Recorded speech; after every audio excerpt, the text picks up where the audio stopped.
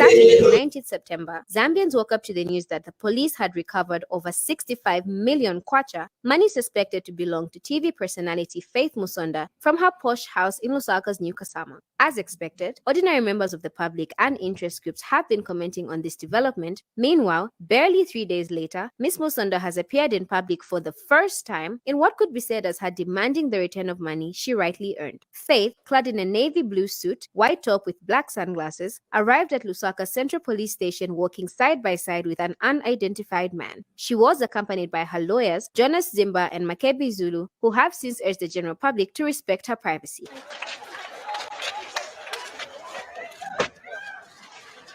How did it go, Council? We want to find out what was happening. You promised that you tell us what was going on. Well, we showed up. The police have told us what they want. We wish to obtain further instructions from our client. Then we should be coming back and attending on the police. Yes, please. No, not today. We have agreed on a date, but we would like our client's privacy to be respected. I know you guys are following this up, but we would really want that our privacy be respected for now. What is the stance of the police right now? Well, the stance of the police is that they've given us time to obtain further instructions over what they require from our client, and we'll be getting back to them. Not today, but we've agreed on a date. We get instructions, we don't give instructions. This is not the first time for someone to be found in possession of huge sums of money. In 2012, the courts of law convicted former Labour Minister Austin Liato for illegally siphoning off 2.1 billion kwacha and burying the cash on his farm. However, a year later, after Mr. Liato appealed, the Lusaka High Court ordered that the money and all properties seized from the former minister be returned to him. For S24, Malikana. Democracy has identified. Amen. When we were coming here, we were zooming over the weekend. Hakainde Hichilema is not sleeping. Amen. He has begun to summon judges to his house. To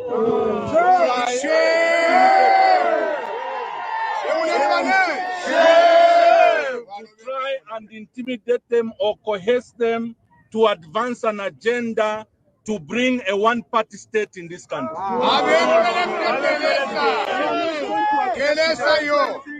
That, as it were, the Vice President spoke to it, the Secretary General spoke to it. The only hope for this country to remain on the rail of multi-party democracy is the judiciary. Yes. We call on the judges to use their conscience, not a manipulation of Hakainde Hichilema. That Wengwa manipulation should not prevail over the judiciary. We expect that the correct thing is done. Those judges that are being called to be coerced, may they have their conscience speak to them. They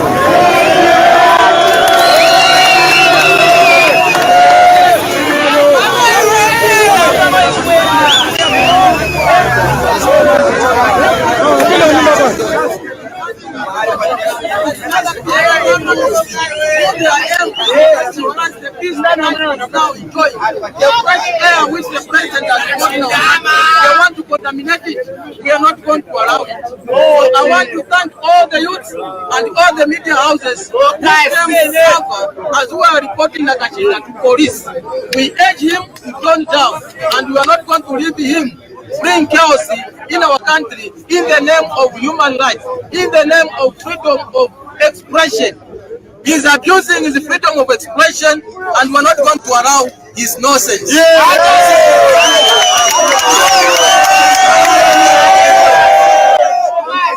Viva you the Viva! Viva! Viva you the Viva! Viva!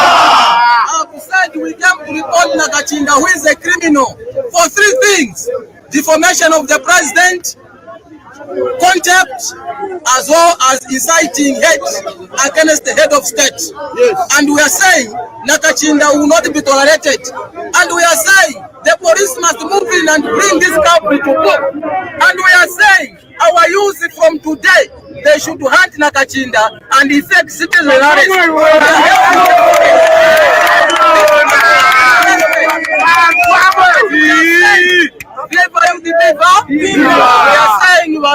should stop funding chaos in our country and he should retire from active politics. If he wants to continue, let him not be given his benefit as former head of state. We want to face him politically, he should not hide. And we know Nakacinda has been promised that he's going to be given a position of national secretary for PF. So he should not do damage to our country because of his personal interest of becoming the national secretary for PF. We know it's MMD, but his desperation has crossed the boundary. And we are watching him and we will not relent. Thank you very much.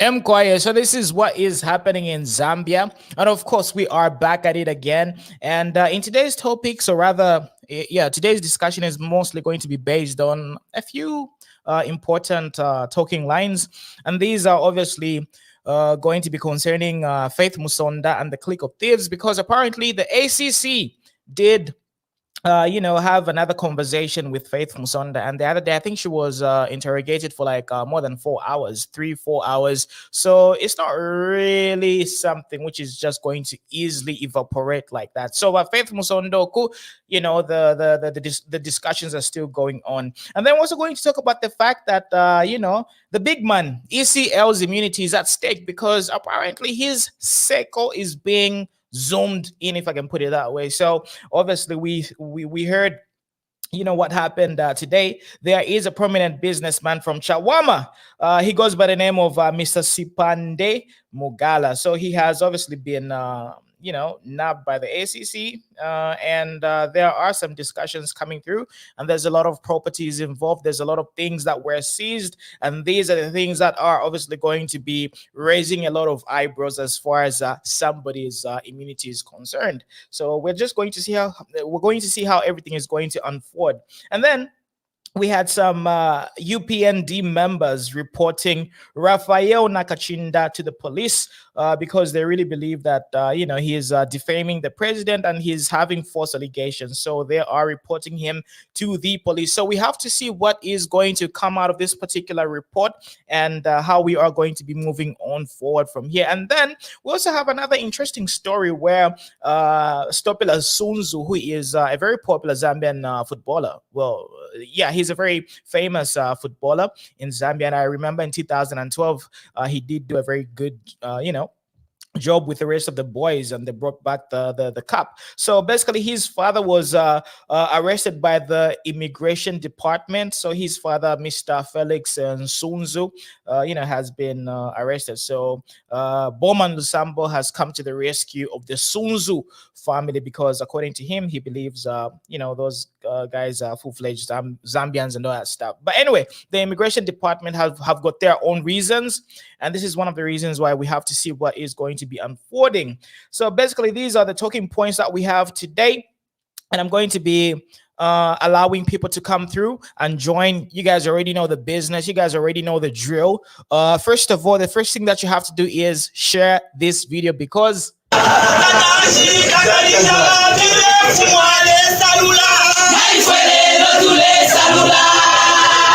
right, I don't mean to be petty, but that's a very good song. It's a very good song full of pettiness. So yeah, if you are joining us, share this video right now on your timeline and in 5 different Facebook groups that you belong to. So I can see over 500 people watching us. So I need all 500 of you to share this video. At least we need to reach 100 shares before we proceed. So share on your live stream, tag everybody that needs to watch this, because today we're going to have a fight with my panelists, because today's discussion is going to be heated and we're just going to be discussing a lot of things. So kindly share and hit the like button. If you're watching us, let me see the like buttons go up. Let me see the like buttons go up. Smash the like and do what you have to do. So I'm waiting for people to share the video. So right now I'm waiting for you 468 people watching me on Facebook. I know you can hear my voice, I know you can see me, so kindly share the video right now, because it does help us grow. So I can only see a few shares. So in the meantime, let's listen to this amazing hit.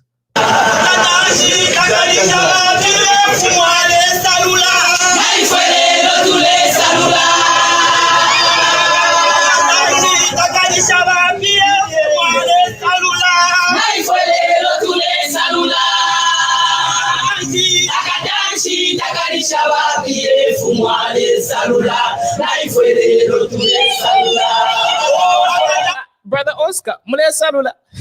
Mule salula. Yeah, wow, yeah, brother Muna. Good evening. Good evening. Taturamba kwa kusalula nangu bwanji. Wena tutampa na imwe. Na tutampa kwa kusalula. Okay, so good evening. No time wasting. Straightforward. Good evening.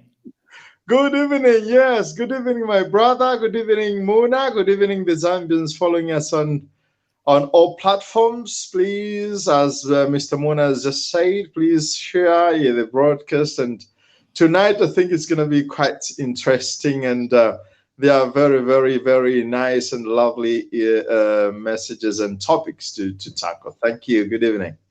Good evening. All right, so I can see some people coming through.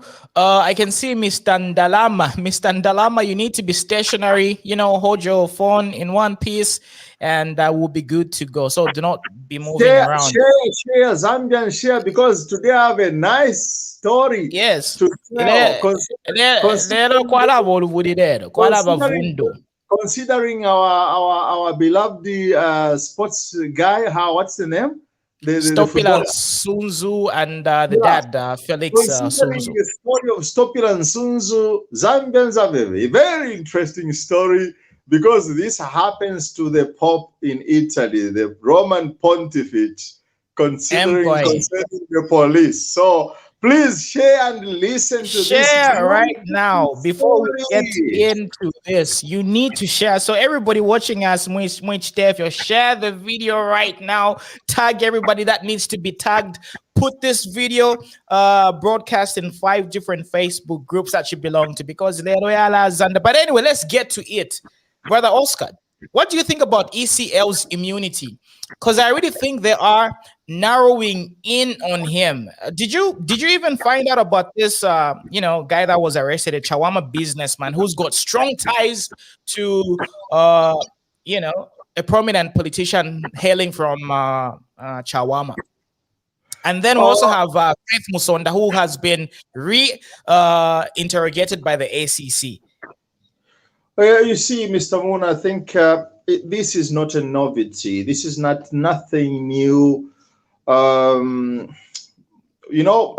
have some information on what Mr. Garin Kombo portrayed in the National Assembly about the expenditures and how they inflated the amount of money spent. They would spend, I just make an example, they would spend 20 million and they would write 45 million. You know, today I was very sad when I looked at those figures. Mr. Mona, if you have that information, which Garin Kombo portrayed, the expenditure on FIBO roads, the expenditure on some contracts, and the expenditure on the all 10 constituencies in Zambia for the past 5 years. Mr. Mona, I almost cried. I couldn't give myself a reason what has happened. So that said, I think it's not a new thing. Even this is what I'm trying to say. Okay, as opposition of our beloved President Hakainde Hichilema, I'm saying, I'm talking even to the brothers in the PF. My goodness, what happened was horrible. What we are discovering, it's really, really, it's scary. Brother Oscar, you like sugarcoating stuff. Tell us what you think. Do you feel the immunity should be stripped off or not? First answer us the question, then you give us the sugarcoating stuff. Mona, if you want me to go straight forward, Brother Mona, I would say that it's inevitable. That's my answer. Well, it is inevitable. Especially that there is this drama. Is our former president Lungu still the president of PF? Yes or no? It's not me to answer. It's the PF to answer. If he is the president, why isn't he not coming out? What is wrong? Why doesn't he explain himself? Why doesn't he defend himself? Why is he putting forward the vice president, his vice president, or the spokesman Nakacinda and all those people? What is happening? What is happening to our friends? We need, okay, so for me, Mamuna, I think it is inevitable. I'm sorry to say that. Inevitable. And then if you look at most of the cases that the ACC and all these DEC and all these investigations which are going to be done, I can bet you a lot of them are going to be leading to the big man, you know. So it's obviously something that is necessary. And a lot of you are going to be saying, look, according to the past, this is the scapegoat that these people are always using. They're always referring to the past, saying, look, in the past, we never yielded any tangible results. Look, this is the new dawn. The new dawn is producing results. The new dawn believes in deliverables. The judiciary is absolutely functional and it's working independently and it's working professionally. Everything in the new dawn. And a lot of people are going to be saying, for example, I'm a nullified MPs, the Bowman Lusambo situation and all the other nullified MPs. Look at the case of Margaret Musokotwani and Charlotte Scott. A lot of you are obviously bringing and referring to the past. You see, the past was full of inefficiencies. There was lack of professionalism thus far. So you can't really say, in the past, we didn't really have any tangible results. So if we strip the immunity, it's not really going to bring us any results and we're probably going to lose any money. This is the new dawn, and the new dawn has got a different way of doing things. And by the way, sorry for digressing, did you read that there's actually the market price index as far as the procurement process is concerned? To me, that was a very powerful move due to the fact that the procurement process in Zambia is now going to be at least corrupt free, or we're going to have like a reduction in corruption cases because there is a market price index, and all the procurement officers who are going to be going above that particular price index is really going to be very, very, very questionable. So if you look at how the New Dawn government is operating and maneuvering, it's very easy to see the loopholes that they are putting in place. So these are the new strategies that they are having. So coming back to the immunity and all that stuff, I really believe if we had to strip it off and just let the law enforcers do what they have to do, I'm sure we're going to have different results prior, or rather different results which are going to be different from what we had in the past, because in the past our systems were broken, our systems were in shambles, if I can put it that way, for lack of a better term. So I really believe now there's a lot of professionalism, there is a new dawn sort of euphoria going through, so there's obviously going to be like different results because we're already seeing different things being done. So it is what it is. If the big man is innocent, he's got nothing to fear. I would go back to say, well, if there's a lot of things which are being said regarding the former presidency and the former government. So if there is one of the members in the PF, I think, I don't know if it's a central committee member, when he said, I think, okay, we are asking you guys, go and prosecute, please prosecute, prosecute all the PF MPs so that you find out whether they are clean or not. I don't remember his name, but he proposed to try and clean up the names of all the MPs in the PF. And that is, of course, that is not the responsibility of the UPND. It might be the responsibility of the PF themselves. What we are saying, a lot of things, gentlemen, brothers and sisters, even those in the PF, a lot of things are being said about the former presidency. Why can't we advise our former president to come out and exculpate himself? Why the silence? Yeah, but let me play the devil's advocate as usual. The big man never he doesn't have he doesn't really know how to have a dialogue with the public. Even when he was president, he barely spoke with the press. He barely came out. So do you think now that he's in opposition, now that the people of Zambia booed at him, at the stadium. Now that they have showed him that they do not really like what he did, do you think he's got the guts, and the confidence to come and face the Zambian people? I really don't think he's got the confidence. I think he has an obligation, Mr. Muna. He has an obligation. Maybe he has no courage. I don't know. I'm just supposing. It's my supposition. Maybe he has no courage, but he has an obligation to come out and talk to the Zambians. We have cried foul. We have cried foul for all these past 7 years. Mr. President, come and speak to us. People are crying.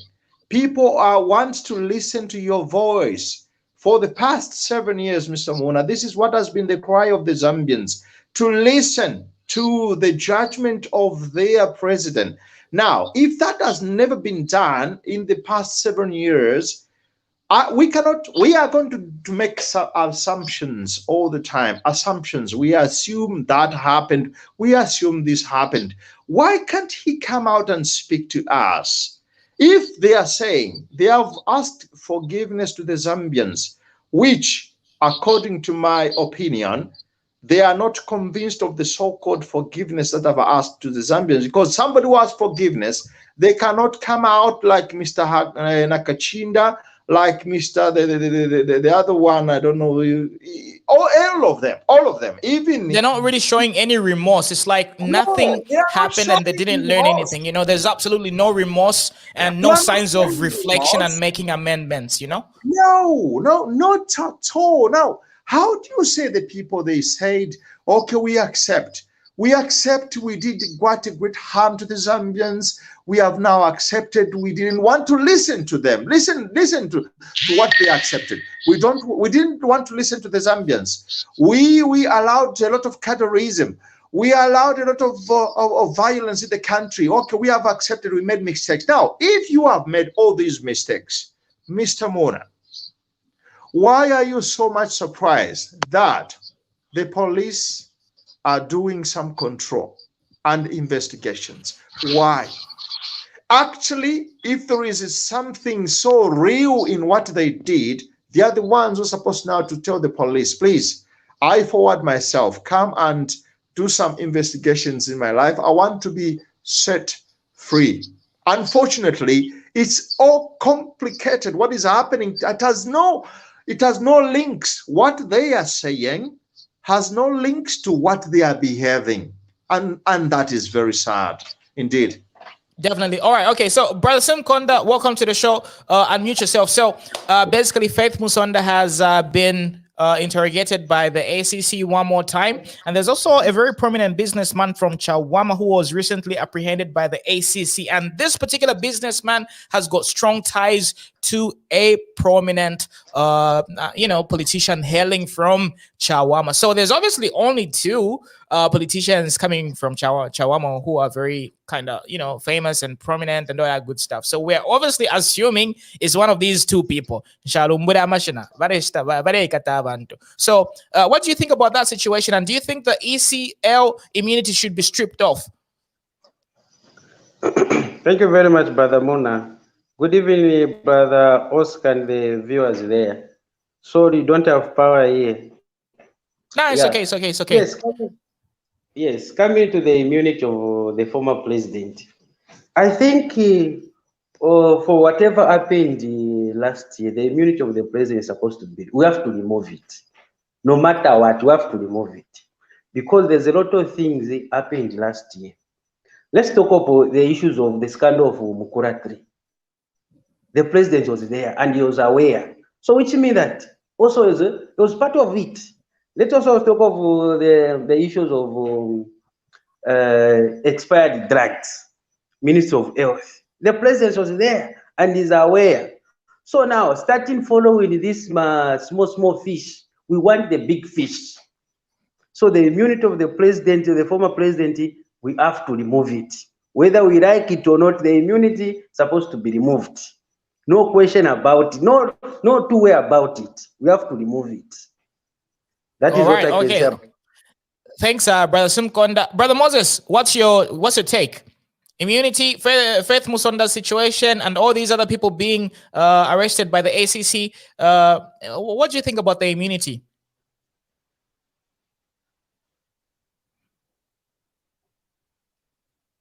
Moses, I cannot hear you. I think it's a very bad. Hello?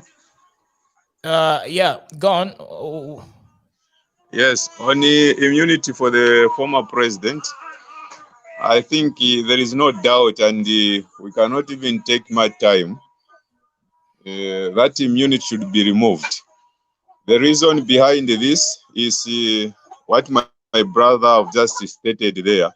On the case of healthy, that drug, expired drug, the connection, that is Ministry of Health, which is very sensitive. It's like a bomb, something like a bomb to kill people, Zambian people. A president should have taken note of that and address that issue very quickly. So the connection, the link up is there, the head of state. On the issue of liquidator, Mr. Miringu, if I concur very well, that is the name. I think it's a national interest also. There must be a link up there. On the issue of Forest 27 and other things, allocating the place of the national benefit in terms of forest, whereby you are the author or the person in charge to protect the welfare of the country. Now, we are too reluctant to allow that to happen. No. All right, I think we kind of lost Brother Moses there. Probably the same network situation. He'll be back though. So, Brother Oscar, are you there? Brother Oscar? Okay, I don't know. People are freezing. I don't know whether it's my fault or people are just having issues with the internet. So I hope it's not really on my end. So can you hear me right now? Can you see? Is everything okay? Is my sound okay? Is my video working properly?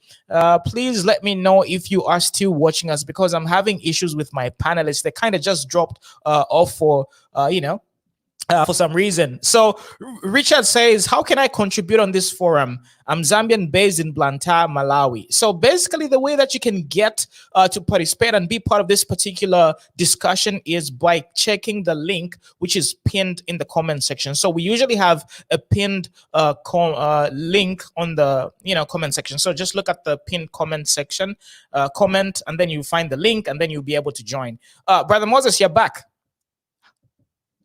Yeah, unmute yourself. Yeah, so yes, I'm back. Network issue here. All right, okay, cool. I've got a question for you. So yes. do you think somebody is to blame? Like who's to blame?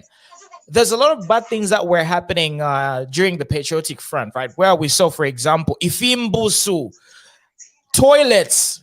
I don't know, for just small, simple toilets were costing $200,000 US.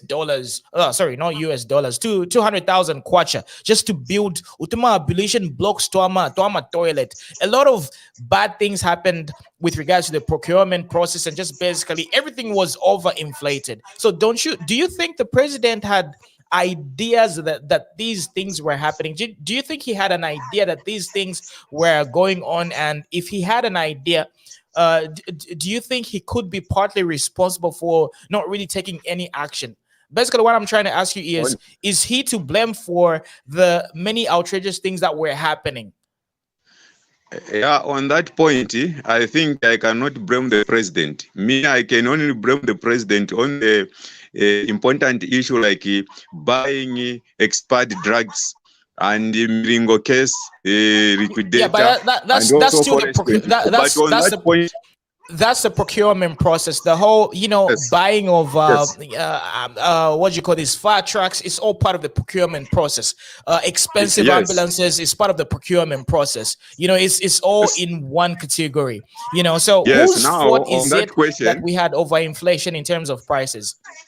Yes, on that question you have asked me, I think the person to blame are the minister and the one who, I can say the Minister of Finance, the one in charge of money, and is the one who also do accountability on whatever is issued. Now, the reason why maybe if to touch to the president, it is because of ukulya ati uwo mwibara ali amwibara no matekulira kumone mbuto awe. So this made these people, former ministers and those who were in this executive to sign contract and other things to be so reluctant, because the directive was coming from the higher office allowing them to steal. This is my point. All right. Okay. Thanks, Brother Moses. Brother Oscar, welcome back. Thank you. There might have been some problems, I think, with the communication, maybe. Yeah, everybody just kind of dropped off, but the live stream was still going on. But anyway, go on. Yes. Should I go on the answer? No. Yeah. So we're just trying to find out whose responsibility is it. Let's say, for example, in a country, if the procurement prices are, or rather the procurement process is questionable, who's to blame? Who's to blame for over expensive fire trucks, over expensive ambulances, over expensive road construction? Who's to blame? Okay, Mr. Muna, I wouldn't mention a certain gentleman who I know is a lawyer who came out with a very, very intelligent answer. He said, this is called the government of Katwishi. Why did he say the government of Katwishi? All the ministers who are responsible, they would answer, who was responsible for this? I don't know. It wasn't me. I think there's a song. Is it Shadi? Shadi who said, it wasn't me. Is it Shadi, man? Yes, Shaggy. It wasn't me. Shaggy, it wasn't me. Yeah, that's what I can really well compare. It wasn't me. So who was responsible? Myself, I would say. Well, the big responsibility came from the top gun, from the president himself. Remember, Mr. Muna and the Zambians, our president has another title. He is the commander-in-chief. When you are a commander-in-chief, it means you take control. You know what is happening in the country. So, whatever was not what was happening, and the commander-in-chief was not aware. Do you understand? According to me, Mr. Mona, this was putting our country into a very, very serious danger. Danger that even a foreigner would have come and swindled everything freely in our country. So of course, there were ministers who were directly responsible, ministers of those sectors. But in the end, what we are listening, or what we have witnesses like Bowman Lusambo, like Chimbakam Kambwili, we have witnesses like Kampiongo. They are all saying, we listen to our boss. Okay, the president wants this. Mr. Bowman Lusambo is a very, very wonderful witness in all this, Mr. Muna. Bowman Lusambo, he always said, I talked to the boss. The boss told me this. Bowman Lusambo says, whatever my boss is going to tell me, even to lick the boat, whatever he was saying, you are accusing me of being the chief bootlicker. Whatever my president is going to ask me to do, I am going to do. So, do I have doubt that all these were coming from on high? I don't have doubt, because one of his trustworthy people, who is Bowman Lusambo, and also Chimbakam Kambwili, allegedly, reportedly. Yeah, well, the way he was, I can just quote Chimbakam Kambwili's words. Chimbakam Kambwili's words. ACL is to trust. This guy is trustworthy now. If now we are discovering all these things, I can go back to Chimbakam Kambwili and say, Mr. Chimbakam Kambwili, what did you trust in ECL? That's what I can say. I don't have direct facts, but Zambians, my brothers and sisters in Zambia, well. The commander-in-chief, if he doesn't know what is happening in the country, I leave you with a question. What type of commander-in-chief was he? All right. Okay. So anyway, moving on to the next topic, right? I think we've exhausted this topic. Let's talk about the fact that Felix Nsunzu, who happens to be the father of Stopila Sunzu. Now let's talk about the issue of immigration, because we need a well-balanced discussion, because a lot of people are going to be emotional as usual, and you guys already know us. We do not really deal with emotions. We have to look at facts, and we have to look at the way things are supposed to be done and how the legal processes are supposed to be dealt with. Yes, we agree and accept that Stopila Sunzu did do a very great job, but the person who was arrested was the father. So the immigration department thinks and feels he is an illegal immigrant. I really hope I'm not really getting that wrong. So let's talk about the issue of immigration. Before we get to you, brother Oscar, let's allow brother Enoch to come through. Enoch, welcome to the show. What's your contribution? Unmute yourself, Enoch. All right, okay. Let me add Mr. Siambuli. Mr. Siambuli, welcome to the show.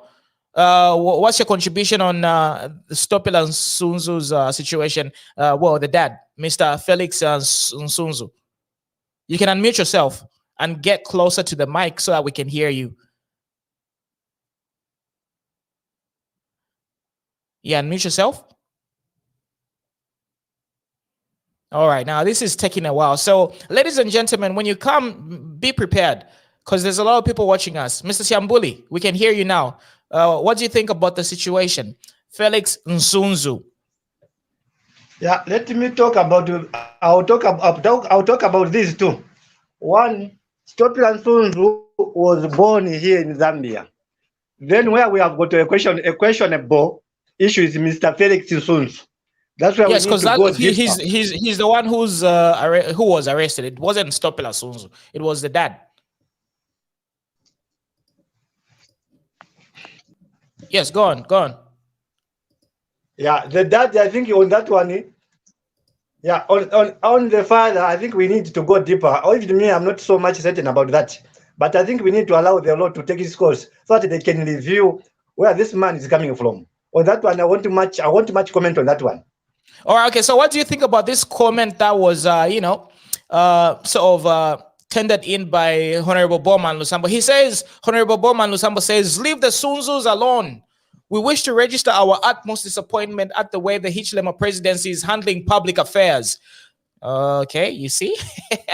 Okay. The latest public example of the shadiness and incompetence with which this administration is conducting itself is the questioning of Mr. Felix Nsunzu Sr., the father to our 2012 AFCON hero Stopila. The harassment that the state government is inflicting on the Sunzus is unwarranted and should be stopped forthwith. I have known... okay, let me read this. I have known Mr. Nsunzu Sr. from as far back as the early 90s when he first trekked into Zambia as a goalkeeper, along with a number of football players from the Congo who would later on become huge stars in the Zambian league. Mr. Nsunzu Sr. first joined Forest Rangers in Ndola, a club I have supported since childhood before transferring to Konkola Blades Football Club. His children, including Stopila, were born in Zambia, and that makes them Zambians by birth, according to our Republican Constitution. This administration has some strange characters with strange names serving in key government positions, and no one has cried foul. Is this government telling us that Gabriel Paulin Oh, sorry, let me read this again because this really knocked me off of my chair. So, is this government telling us that Gabriel Pollen, DMMU, is more Zambian than Stopila Sunzu? The law is clear on The law is clear on nationality, and let us not divide a divided nation even further.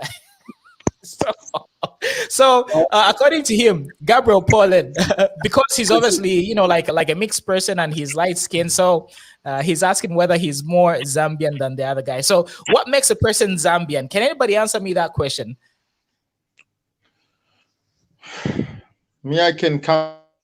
Yeah, hold on, brother Oscar. I'll come to you because I understand you've got like a very good understanding of how immigration works because you've lived in different countries, so you don't really have that biasness. So I'll get back to you a little bit later. So, brother Moses, chime in. What makes a person Zambian, first of all?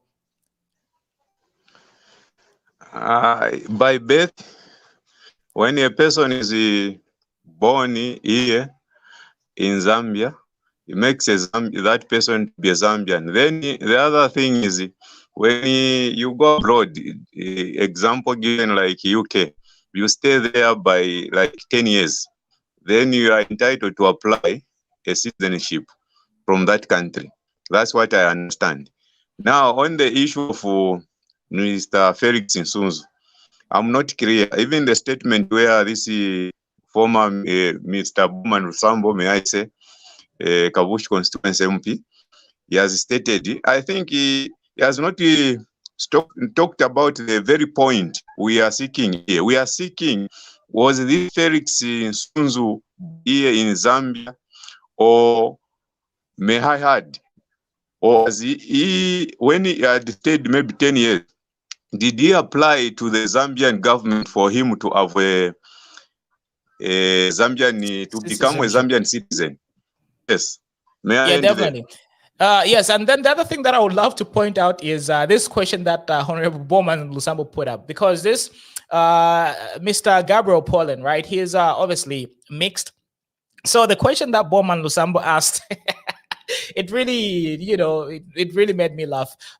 Is the government telling us that Gabriel Pollen, DMMU, is more Zambian than Stopila Sunzu? You see, if a person is black or African or like me, if he doesn't have the citizenship and he doesn't fit the criteria of a citizen by either being born here or acquiring citizenship, no matter how black he is, he still cannot be Zambian. But if we have white, Caucasians born in Zambia, like for example, Guy Scott and all his kids, they are Zambian even though they are white. So this.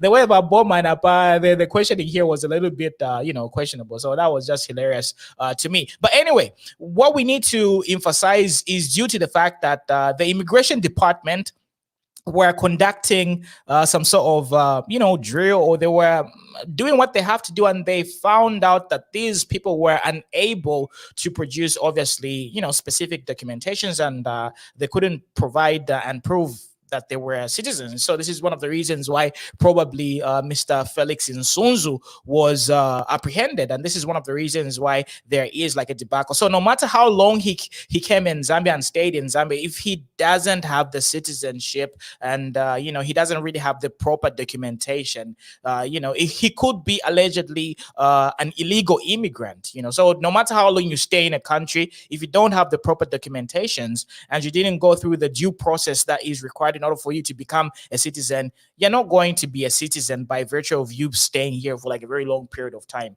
if you know what I'm talking about. So anyway, Brother Oscar, your contribution. Unmute yourself.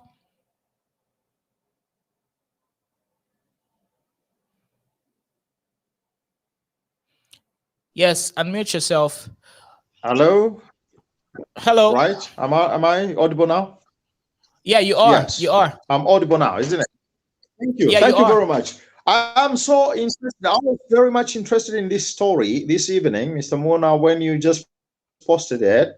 And I was very much interested because it is happening. It has been happening in Zambia and nothing was done. Now, gentlemen, I would like to start with something to laugh, just to laugh at. It's not a truth. It's what they talk about here in Europe. They say, Mr. Muna, regarding to the census, this is a question which is regarding the census. Census is to find out who is in Zambia, who stays in Zambia.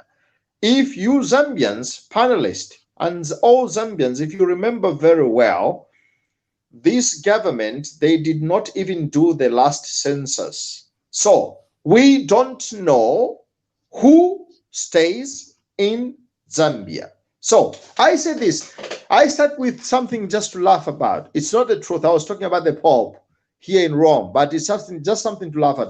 Mr. Muna, to talk about knowing the identity of each and every individual in a nation, they talk about the Pope. You know, the Pope here in Italy and all Europe is a very, very important person. So they say, police, we are doing a patrol on the road. Is it clear, Mr. Muna? Please tell me if it's not clear. Yes, you're loud and clear. Go on. Thank you. So police put a road patrol on the road. On the road patrol, normally the police, if they stop you, they ask you, sir, can I have your ID? And then, can I have your driving license? Those are the things that they ask. Whoever is driving on the road, they're going to ask those questions. Apart from the president, if he has a presidential motorcade, right? So they said, this police reported to his bosses at the Central Police. He said, excuse me, something strange is happening here. What? Constable, he answered, I have found a very nice vehicle, and the one who is driving is the Roman Pontiff. Roman Pontiff, it means the Pope. He's the Pope driving the vehicle. So this police told his superiors at the Central Police, because these people, the police here, they work, the one who are in the field, they communicate at the Central Police for confirmation of the suspicions and the facts. So he said, listen, gentlemen, so the people at the Central Police, they said, so what have you done? Have you stopped them to do the checking? He answered, please, no. My superiors, I could not do that. He said, why? Because the driver was the pontiff, and the one who was at the back seat might be a special people, an important person. What does it mean? The Pope was late. The driver of the Pope normally has a protocol. He follows the protocol and he has to drive according to the speed limit. The Pope was late. So what did the Pope do? He told the driver, please, can you come out? You go sit behind and now I'm going to drive. So the Pope took the driving. And so the police, when they saw the Pope driving the vehicle, they said, my goodness, the one who is behind. Brother Oscar. Brother Oscar, what are you talking about? Me, I'm lost. Brother Oscar, you like mapinda sana. Mwaitama sana mapinda big man. Let me now come to the truth. Now let me come to the point. Let me come to the point, Mr. Mona, now. Right. The point is this. All right. Controlling our police, controlling the immigration status. Anybody suspected? Mr. Muna, I have here with me these two documents. These two documents, it's one, my ID, and second, my permit of stay in this country. And these two documents, I keep them with me in the so-called wallet. So this in Europe, it's normal. When I am stopped, they ask me of these two documents, Mr. Mona. So for me, was it wrong to control the father of Sunzu? Was it wrong? No, it was not wrong, brothers and sisters. Zambians, it was not wrong. It is a normal procedure. If the father of this footballer had no documents, the footballer himself would have told his dad, Dad, please, you should keep these things all the time at a very sure place. So the police were not wrong. Brothers and sisters, you can imagine how difficult it is to trace. We Zambians, we're in Zambia, we are all black. Most of us, we are black, apart from the DMMU guy. But once we're in Zambia, we are black. Now, you Zambians, please tell me, how do I distinguish myself from a Malawian citizen, from a Congolese citizen, and from a Botswanan citizen? We are all black. We all smile. We all have a boy head. How do I distinguish? Gentlemen, I distinguish by asking the document.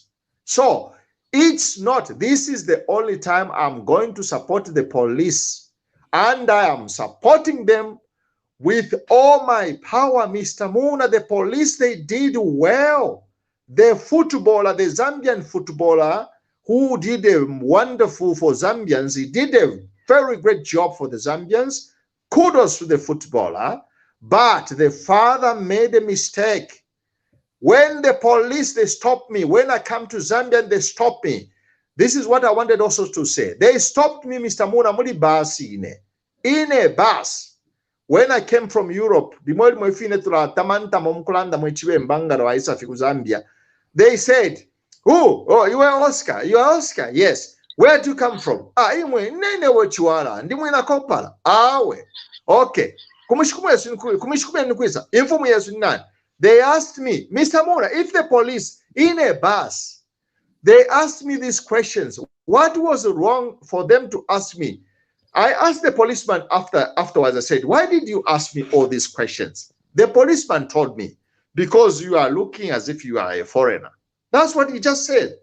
I thought you are a foreigner. So I asked me these questions. So, mwebe na Zambia, ba police tabapangile mistake to ask anyone to present them documents, whether you are a citizen or not. It is a valid procedure. Please let us give kudos to the police. And thank you so much, Mr. Muna, because the police, they acted professionally. But Muna, think of if this police... all right, Brother Oscar. Thanks. So anyway, the immigration department obviously did a number of drills in Lusaka, on the Copper Belt, and in different places. And this is something which is needed. We need to be able to find out, authentic citizens from not, basically documented citizens and undocumented citizens. Of course, we're not here to bring in xenophobia. We're all one African, continent, and we all belong, in Africa, and we all love each other. But there are rules and regulations in each and every nation and society. And, when the immigration department does what they have to do with regards to doing these checkups, it's actually very good for national security, because you do not want to have a lot of undocumented people. So national security is important. You need to know who's in your country, which citizens you have, census, all these types of drills and, due processes are very much needed. So as you can see on the screen right over here, right, on 11th December, another set of people were obviously rounded up. About 216 people from different countries were obviously questioned, and their documentation was a little bit questionable. So it's not obviously just specifically targeting Stopila Sunzu's father. He just happens to be one of the people who were not able to produce authentic documentations as far as proving their Zambian authenticity. And it is a normal process. It is important. Anyway, let's pass it over to Brother Leonard. Welcome to the show. What do you think about the immigration department? Mona. And, Elvis. All right. Okay. Yes, come in. You can join in, Brother Elvis. Yeah, please. Thank you so much. And I just want to give you an example. One thing that I can make mention is the fact that when we start seeing such things in the new Dawn government, then I must say we are safe. I'm not political, but I'm just telling you the truth. When we start seeing such things happening in this new Dawn government, then we know we are very safe. And these people are serious with what they are doing. Zambia has been tolerating a lot of things in the past. We have seen many people coming from different countries illegally. And actually now it has even gone to where they take to where they get their NRCs, national registration cards. Apparently due to corruption that was just too high, people were getting national registration cards. I mean, people from different countries. I know what I'm talking about. Now, I'll give you an example. I've been to so many different countries, but I'll give you one specific country where I actually encountered a lot of issues and I was almost arrested. I went to Burundi, in Bujumbura, Burundi, the capital city of Burundi in Bujumbura.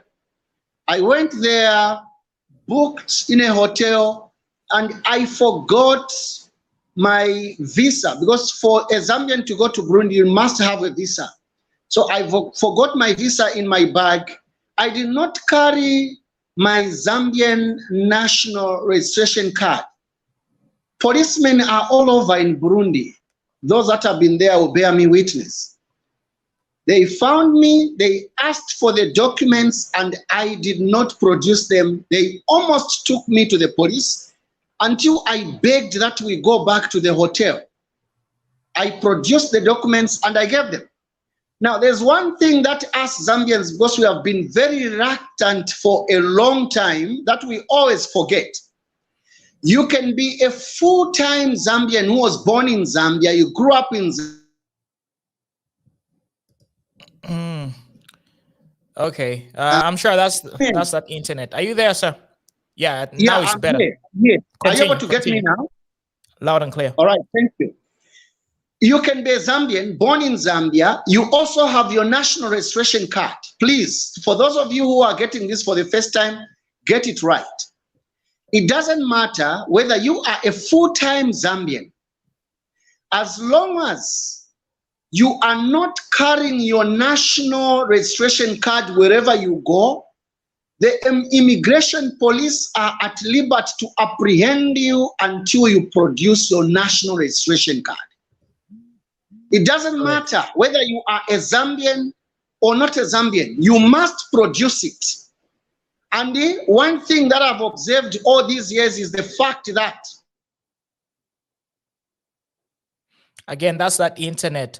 I'm sure he's receiving some calls. So basically, I do agree with him. In a lot of different countries, you always have to carry your documents. Brother Elvis, I think your internet is giving us some trouble. Are you receiving any calls? You know, you don't have stable internet. But anyway, go on. Yes, Muna, can you hear me now? Yes, I can hear you. You can All go right, on. thank you so much. So the point that I wanted to make is the fact that you can be Zambian, and if you are not moving with your national registration card, wherever they find you, they can arrest you until you produce it at any time. So now, after I saw that these guys are actually working, I was very happy, because we have seen a lot of unlawlessness in our country. And it is unfortunate that Stopila Sunzu's father was equally found in this case, and a clique of people are actually coming out in a political way. Exactly. Why is everything political in Zambia? Why is everything political? It is because it is Sunzu's father who is involved, but there are a lot of people who are involved. So even you who is watching now, make sure that wherever you go, move with your NRC, because now the new Dawn government is working. Thank you so much. Yeah, so basically that's that. Each and every developed country that you go to, if you do not move with your documents, you can be arrested until you produce those documents. But in Zambia, we are too relaxed. We never move with our NRCs unless we're going to apply for a job or we need it somehow. But you need to be moving with your NRC and all your legal documentations. Anyway, Brother Leonard, you can give us your opinion. So, Brother Leonard, why do you think everything is political. Why do you think some people are trying to turn this whole Felix Nsunzu to be a political narrative? Why? Why is everything political in Zambia? All right. I wouldn't be very sure about it. No. There's a rumor. Brother Elvis, hello, can you hear we'll me? come back to you. Yeah, we'll come back to you. Let's allow other people to chime in. We'll get back to you. So, Brother Leonard, you can go for it. Then we'll get back to everybody. All right, Mona, looking at this situation, it shows that the country is looking out for the safety of the Zambian people. Are you getting me? Hello? Right. We are loud and clear. All right. So what it is, it's showing that our government is working first and foremost in every developed state. There's always a cleanup that goes on because of these people who enter nations illegally. First and foremost, as Zambians, we've been subjected of Congolese entering Zambia without proper documentation because of the same similarities in languages that we share. And then looking at the previous elections that we had a lot of Congolese that were registered through the PF regime. All those people need to be cleaned out, first and foremost. It's so unfortunate that Sunzu's father was found in that case, in that scenario. But if it's not well documented, there's nothing we can do. The road doesn't favor him because his son is one of our heroes who brought us the Africa Cup of Nations. If he doesn't have proper documentation, there's nothing that we can do. The whole thing that we need to look at is the government is looking out on the safety of the Zambian people. The main concern here should be the safety of the Zambian people. We're not saying we don't want these people from other countries to come through. They can come through, but with proper documentation. That's the whole thing.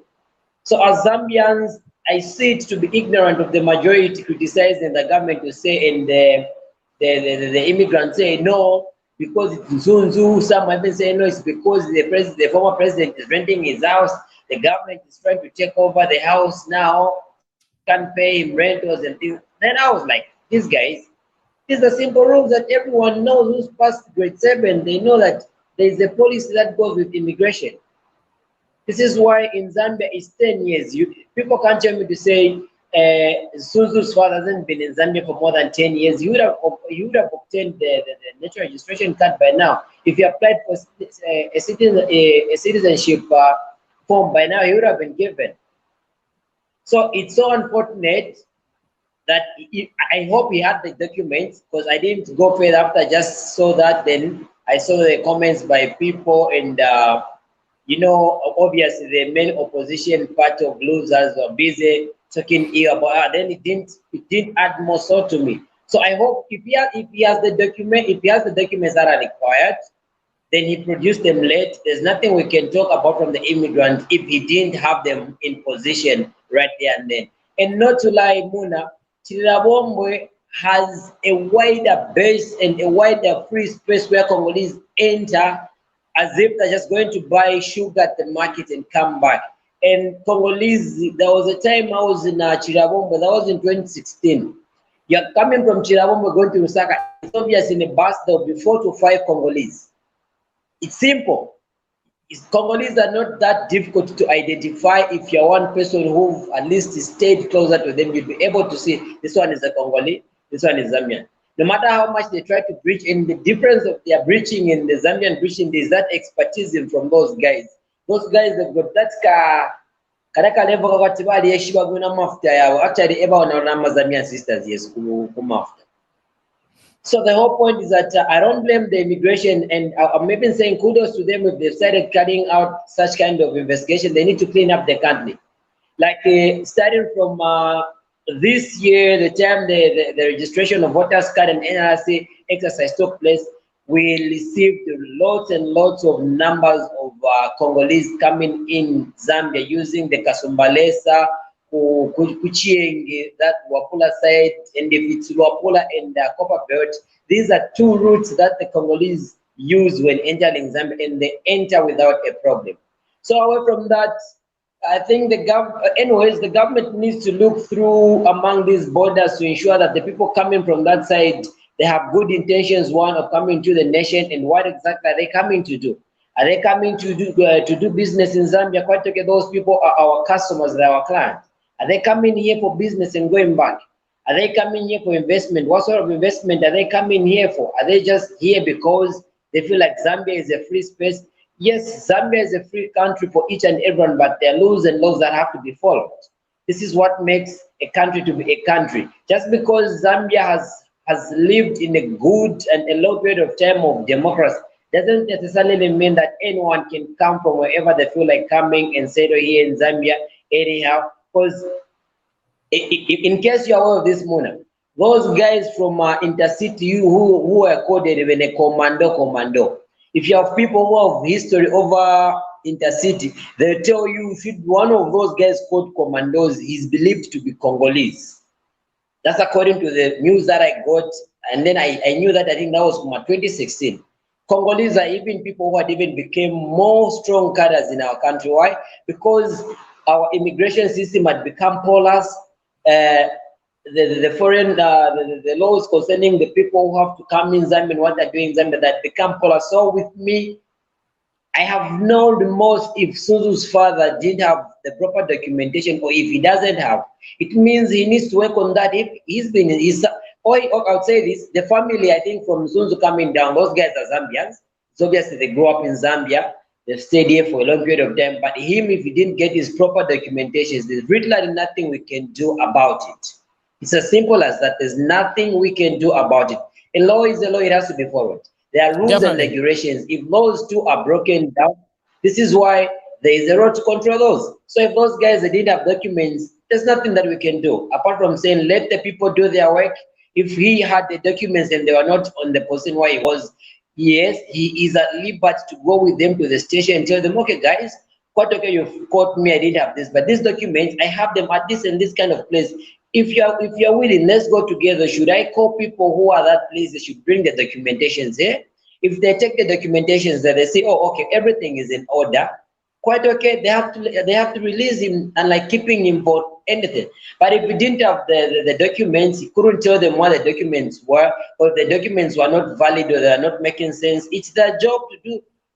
There's nothing that us, the public, can do. This is why each and everyone have their office. Those guys, for them to be employed in the immigration system, it's because they are capable of doing their work, and let them do their work the same way they were entrusted to do their work.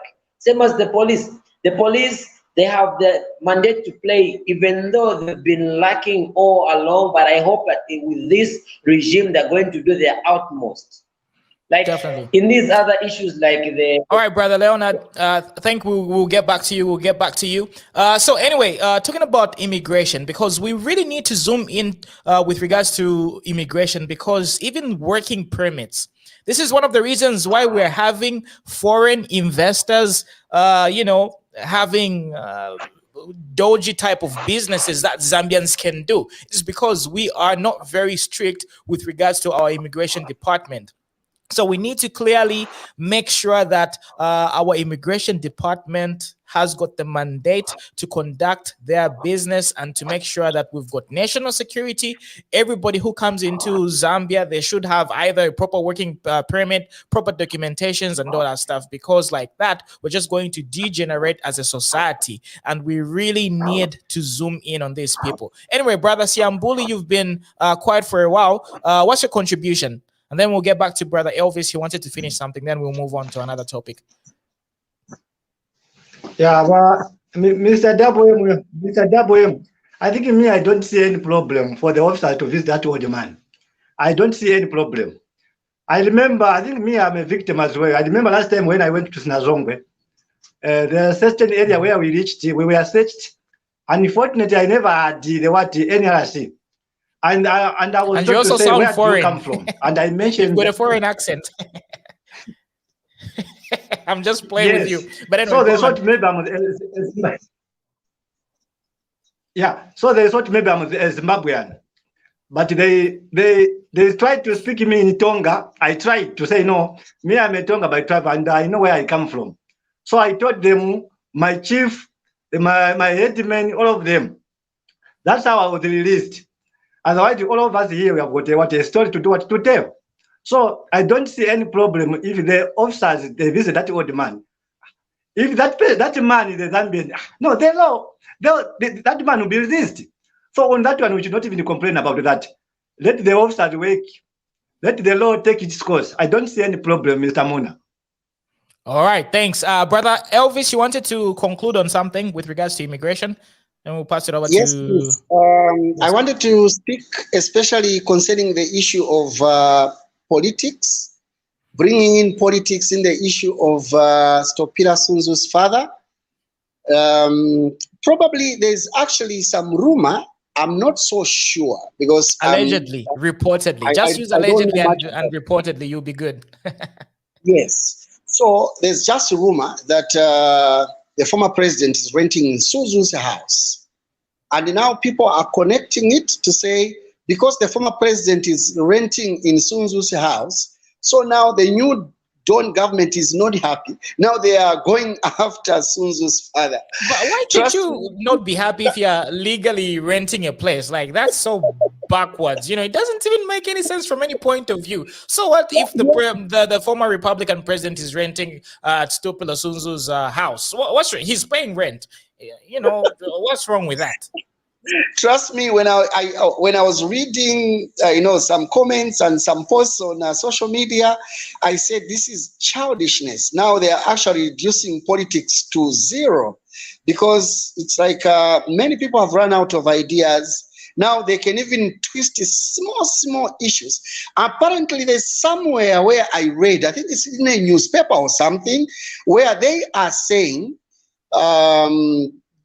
something like because the former president is renting Nsunzu's house, so the father is now being implicated and all that. That is actually primitivity of the highest order.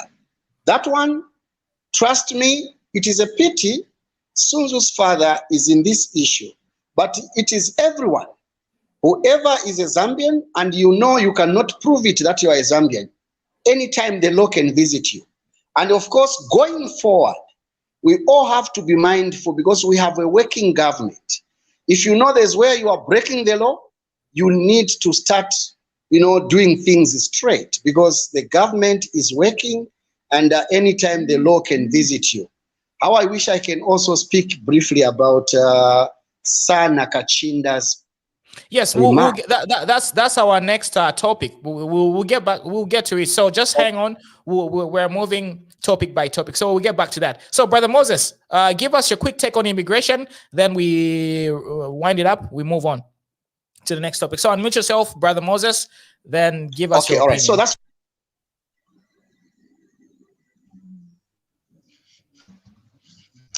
Yes. Yes, Mr. Muna. Are you able to hear me? Loud and clear. Go on. The floor is yours. Hello? Are you able to hear me? The floor is yours. Thank you. Yes, I support and I give them credit or merit for the work done now, because we have seen what has happened previously, especially towards election, when they were issuing NRC. They have issued NRC even to the kids. In this side, is it Northern Kuvembo? They had issued, and I remember that clip, if we can find it through on media there, where the UPND blocked one of the hierarchies, where they were full of Congolese who were issued NRC, and they were beaten up and got those NRC, bent them. So what the government is doing is the right thing. The other point is, as Zambians, let us also wake up and start memorizing our NRC red number. That can also help. Most of us Zambians, when we are asked, what is your NRC? I know we don't work with NRC most of the time, because we do lost maybe Waponya Watashan. But most of us, when we are asked, we don't even know the first number or the last number. We don't even know. So we need to wake up on that, so that, like Mr. Mpombo was giving an example, he works with two cards. Even us, I'm able to, if I have left my NRC with this new modern world using like my WhatsApp and other things, just like a license, you can set it. The police or immigration can set it and find out that you are really a Zambian or not. In that way, I think we can work well and it will improve for the security of this nation. That's where I support this move. And let this immigration not just end because of having some negativity from those politicians. I can say cheap politician, because that one is a leader standing for the people of Zambia. Let us weigh things which we are able to say to the Zambians. You are there as a member of MP for that Kabushi to protect, to defend, and to amend, also to make laws which is going to help the people of Zambia, not whereby issuing a statement which is totally negative. No. If you have nothing to say about it, better you stay, you keep quiet. I thank you. All right. Okay. So, gentlemen, with regards to immigration, are we winding up this topic, or somebody has got one more last thing to talk about with regards to immigration? Of course, I'll come in. For the immigration, it's important, Mr. Mona. For me, it's fundamental. All right, 90 seconds and below. Yeah. Yes, but go on. I live with it here. I live with this here every time, every year. The police, they stop me, they control me, they ask me for the details, I give them the details. There's nothing like that issues. So the law, when the law, it is equal, nobody is above the law. We don't just say it to the Zambian people. When we say nobody is above the law, not even me. When I come to Zambia, I provide all the necessary documents that the police are asking for me. Why shouldn't the father of a footballer, he is just a footballer. Some of us, we are graduates. What is the difference between a footballer and a graduate? So there is nothing special about Nsunzu. Even Nsunzu himself should, I think, come out. If I was the son of Nsunzu, is called, is it Nsunzu or Sunzu? Sunzu. If it was me, the son, I would have said, Zambians, I think, okay, anyway, it was just a mistake of my dad. Everything is okay. The police, they came, they checked us, and it's okay. Nothing is wrong. We need Zambians, please. On this point, we are going to say thank you to the police. When there is control in Zambia, I will feel protected.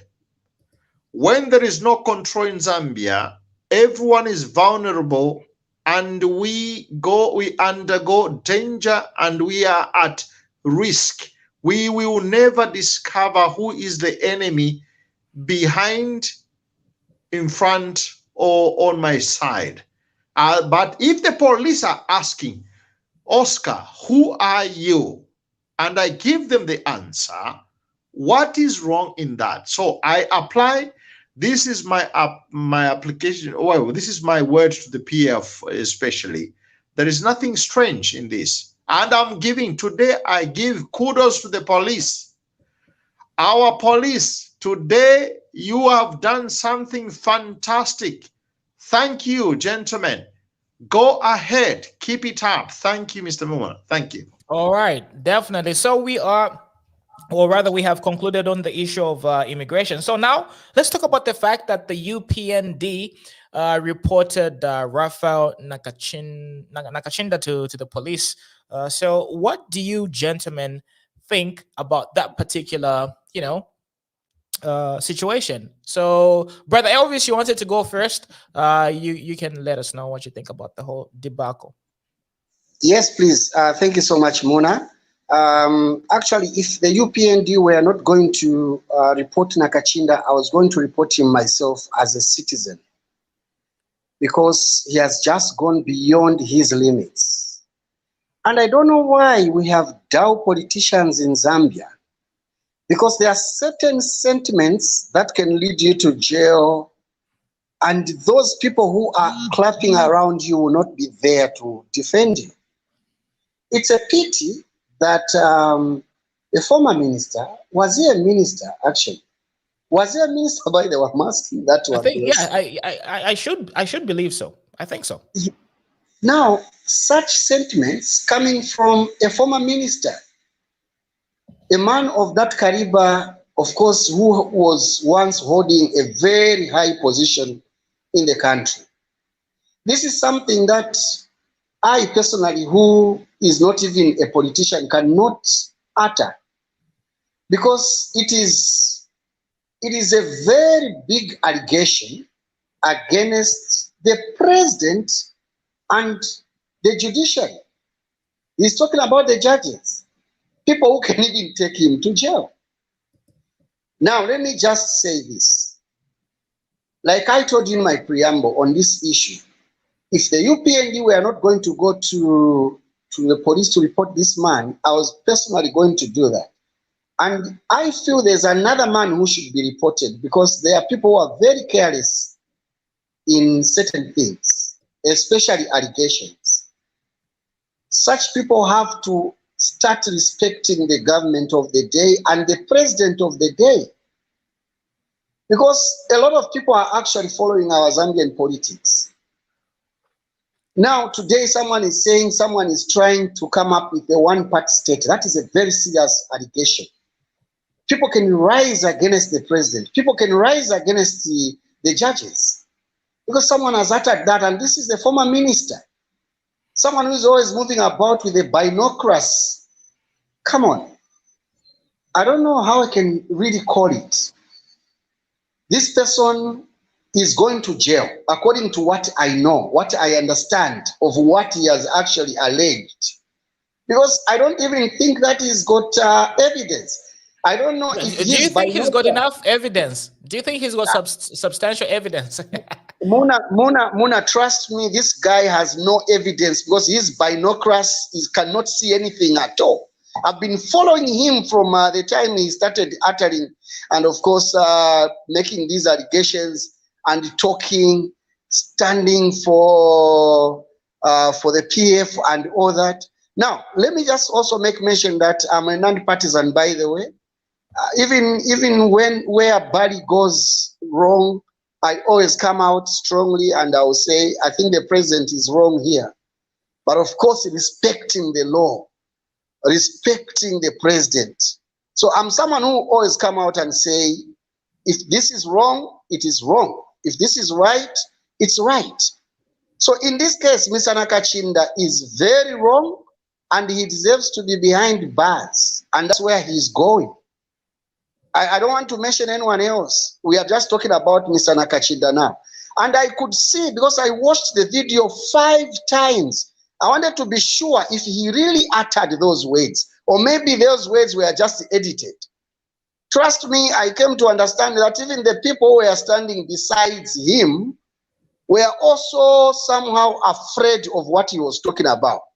I saw Honorable Given Lubinda standing besides, and he was actually very sad, because he knew that this man is going to be reported.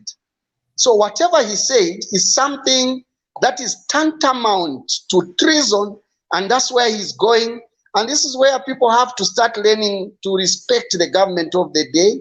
Enough is enough. People have been talking too much of negativity of the new government that is actually in power. And we need to protect our leaders somehow, because in the end, we need the best out of them. Regardless of how much we can criticize them so that we can bring the best out of them, but we also need to defend them, because they are the leaders that we put in power, and we can only have one government at a time. So thank you so much, Muna.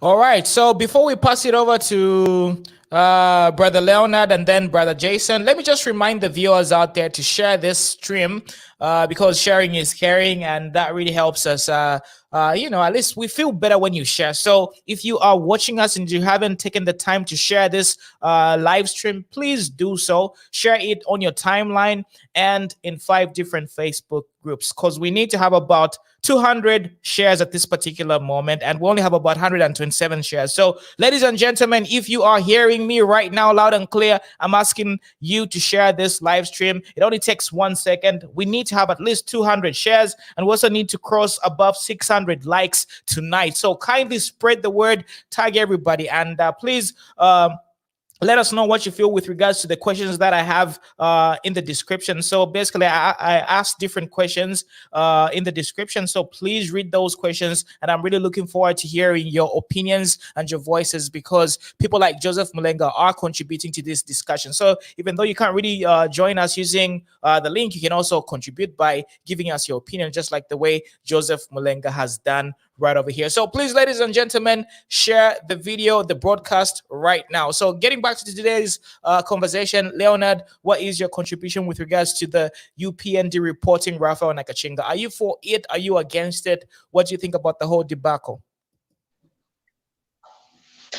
Brother Mona, first and foremost, freedom of expression is one thing which is good, but there's one thing that we should all to know is that are you getting me, people? Loud and clear, loud and clear. All right, so the whole point is that the freedom of expression, where one's right ends, that's where the other starts. The badness of people like Raphael Nakacinda are people who've just been coming out anyhow. They don't even care to say what they're saying. They're alarming the nation. They can bring a civil war within the nation. They just come out talking anyhow. I don't know if it's because President HH said you are free to express yourself and condemn the government where you don't see things to be right. I believe he was just overtaken because they feel as they are the main political opposition now. They feel as though they can bounce back, when all of us know those guys will never bounce back. Their time is gone. Another thing, I was watching Dr. Chimbakam Kambwili. He also came out to say, it is very shameful that President HH came out and said, if a person is arrested within 24 hours, they need to be released. He was just lying to the nation and to the Europeans and these other UN nations. He was just trying to sugarcoat, when initially that's not the thing which is happening. And then I looked at him, was like, what exactly do these people want? If they get arrested, look at the Bowman Lusambo case. He was arrested, he paid the bail and released. And that was on a Friday, if I'm not mistaken. That's the point where we said, if it was in the PF regime, they arrest you on Friday, be sure that you'll be released on Monday. But today, here is a person who is a political Mshaninabwali. He comes out to say, my brother HH, I'm disappointed if you're going to watch this under the belt. You were arrested 15 times. I was arrested 12 times. And I'm disappointed. Then I looked at Chimbakam Kambwili and Raphael Nakacinda. These guys are in the same boat. They're not making sense. And then it is very, very much right, Mona, for the Zambian citizens to protest against Nakacinda, have him. So, and I'm even surprised what was the police waiting for all this while, because he has been saying lots and lots of ill things about the president, about the UPND, and they've been quiet. So this is, at this point in time, I don't expect the police to be told to say this, what are you still waiting for until questioning these people? This person is talking about ABCD. Why are you not finding out? It's high time that the police should work independently and smart. So I'm of a full support to the people that went to have Raphael Nakacinda have to be caught up, and they should, and the police by tomorrow morning. I need a news to say Raphael Nakacinda has been called to Central Police. He's under investigation over the judges that he has accused to be meeting President HH at his house. That's breaching the judicial system. That's bringing the judicial system to its lowest level and degrading them, showing that there's literally nothing they can do independently. When just some few months ago, that the people who were sitting on the same judicial people, they couldn't even do their normal job. That now the judicial system, they're trying to be professional. They're saying, no, the president is calling them, intimidating them. I mean, who has that evidence? If he has that evidence, we're not just going to call him a blabbermouth. Let him bring out the evidence. We're going to say, oh, you are right. If he's right, we're going to say the president is wrong. There's no need of him doing that. But if he's wrong, he should pay for what he has said. Simple as that. All right. Thanks, Brother Leonard. Let's pass it over to Brother Jason. Brother Jason, welcome to the show. So we're talking about Raphael Nakacinda being reported by the UPND. Are you for this or are you against it? So, Brother Jason, you can, turn on your video, then you can give us your opinion. Thank you so much. Good evening to the fellow panelists and good evening to the viewers. Let me just ask for the forgiveness because where I am, I don't have proper lighting. That's why you've seen me coming behind my face. Okay, sure. Understood. Yeah, concerning, I think, the reporting of Raphael Nakacinda on the utterances that he made, actually, personally, I'm very much positive and I'm in support of this move because according to myself, I'm seeing these guys, the model of opposition that they are doing, it is more or less like a daredevil opposition, whereby they would want to see that let us do this and see whether the snake is going to bite if we step it on its tail or what. So this is what is happening. And I'm sure the wings of government, they have to be vigilant enough because one, they need to make sure that they protect the president's office. Presidency must be protected at its cost. It has to be protected because these guys, like we all know, they were not ready actually to lose power. So they are doing anything just to frustrate, just to disturb and the like. And so on this issue of reporting Raphael Nakacinda, I think I'm supporting it very much. I'm not attaching any negative whatever emotions to this to say, no, these guys, they are way too much. No. Actually, this is how it's supposed to be because those are very sensitive. Whatsoever is happening, you have seen that everyone is trying to attach the president, not knowing that actually, it is not the president who is running the affairs. You know, the president actually, it is like a chief executive officer in this whole game. There are wings of government actually, which are ensuring that the necessary is done here and there, so that at the end of the day, we have that sanity that is supposed to be enjoyed in Zambia. Now, whatever that comes up, it is all about politicking. Whatever that comes, it is all about politicking. So, Brother Muna, maybe I don't know if you can also allow me to touch a little bit on the issue of Stopila Sunzu. I don't know if you can allow me to do that. Yeah, you can do that, but just make it snappy. Just make it quick, because I understand you didn't have you weren't available. So just make it quick. Then okay? Go on.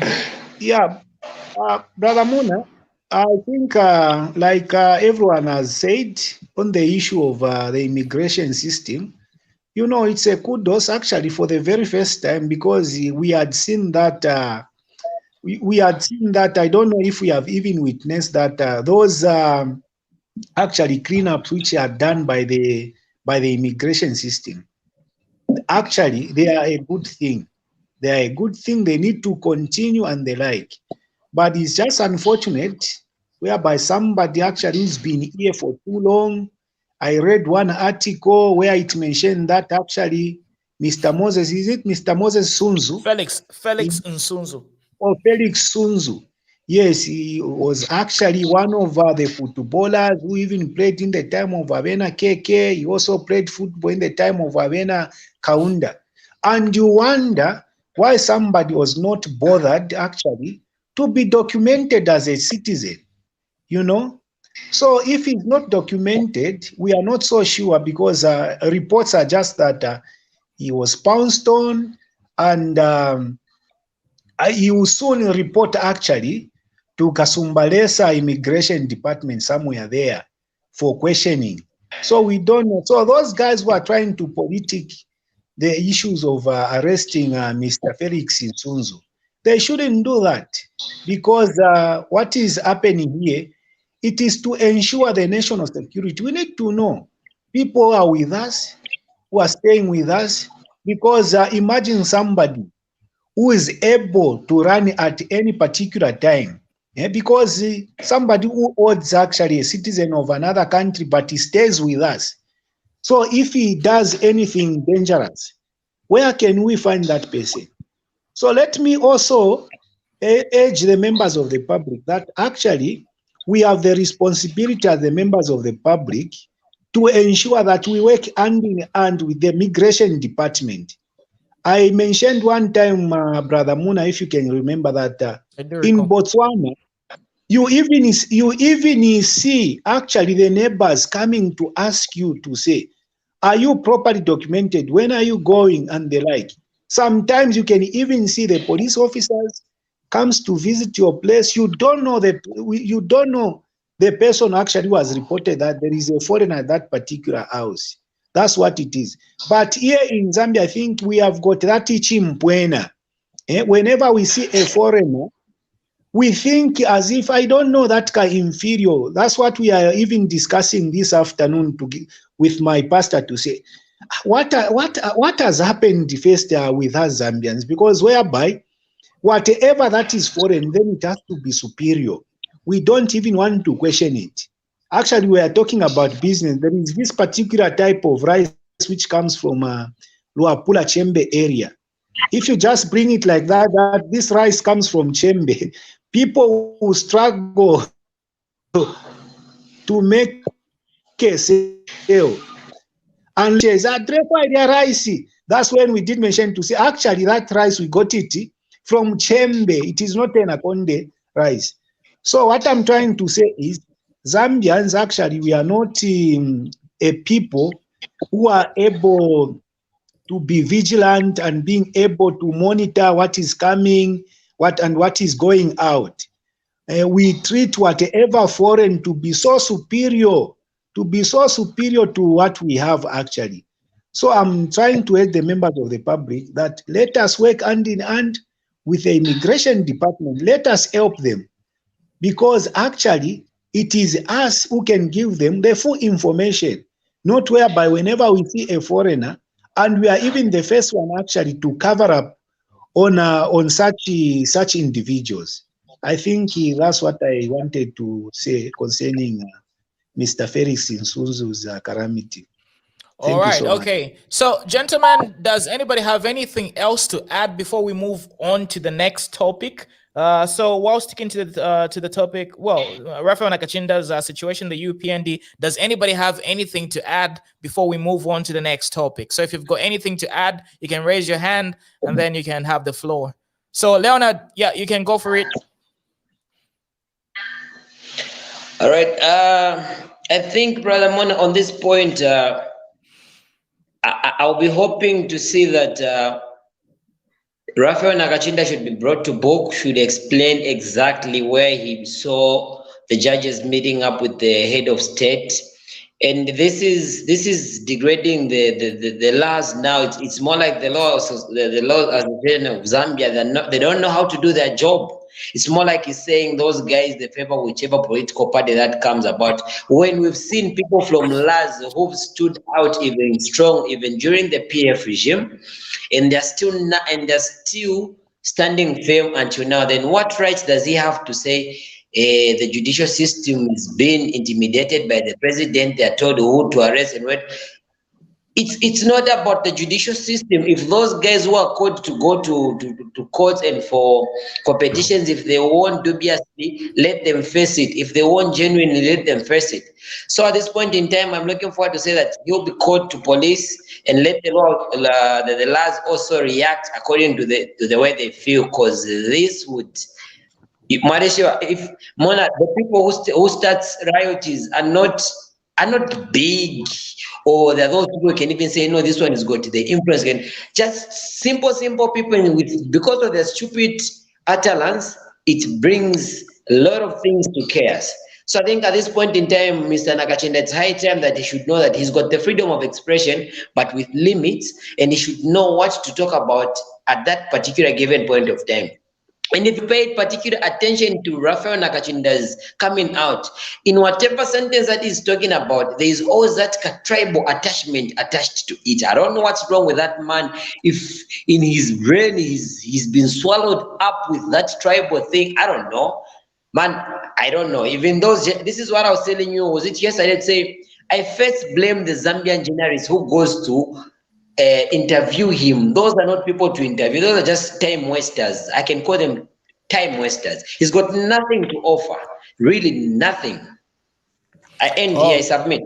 All right. Okay. So anyway, now let's move on to the next topic, because tomorrow is actually Judgment Day, if I'm not mistaken, either tomorrow or the other day, as far as the nullified seats are concerned. So as you can see right over here, we are having some reports coming through from Open Zambia saying the High Court is going to decide tomorrow, meaning tomorrow is the 15th of December, right?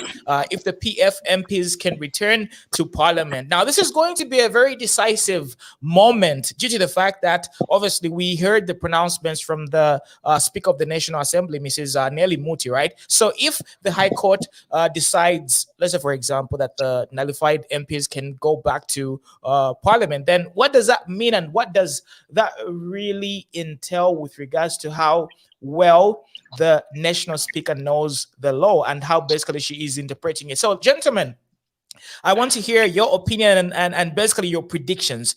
Now, let's hear your predictions about tomorrow's judgment with regards to the nullified MPs either returning to Parliament or not returning to Parliament. And I also want you to, just basically give us your overview with regards to how you feel and what you think about the potential outcome of the upcoming by-elections. Who's going to win? Is the PF going to sort of, grab those seats, or the UPND is going to come out on top? So, ladies and gentlemen, let me remind you, to all the viewers watching us right now, kindly share this video, share it, because we need to have at least 200 likes. We do not have 200 shares.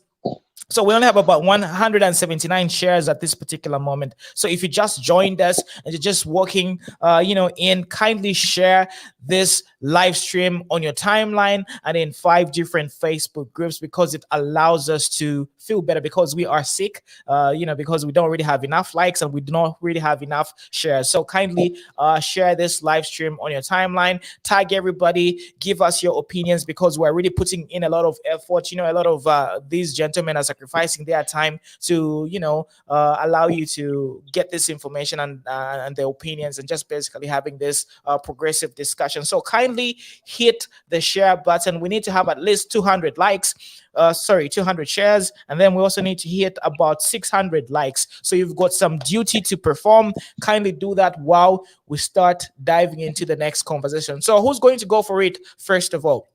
So, gentlemen, the High Court is going to be doing its thing tomorrow. There's going to be Judgment Day. So what do you think is going to be the outcome of this particular situation? Do you think the speaker was right? Do you think the High Court is going to have like a different perspective, a different narrative? And what do you think about the whole upcoming by-elections and what is going to happen? So who's going to go for that one? You can unmute yourself, then go for it. Anybody to go for that one? Okay, Brother Elvis, are you there? Brother Elvis, I think Brother Elvis is sleeping.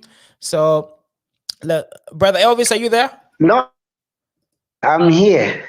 Yes. So what do you think about tomorrow's Judgment Day?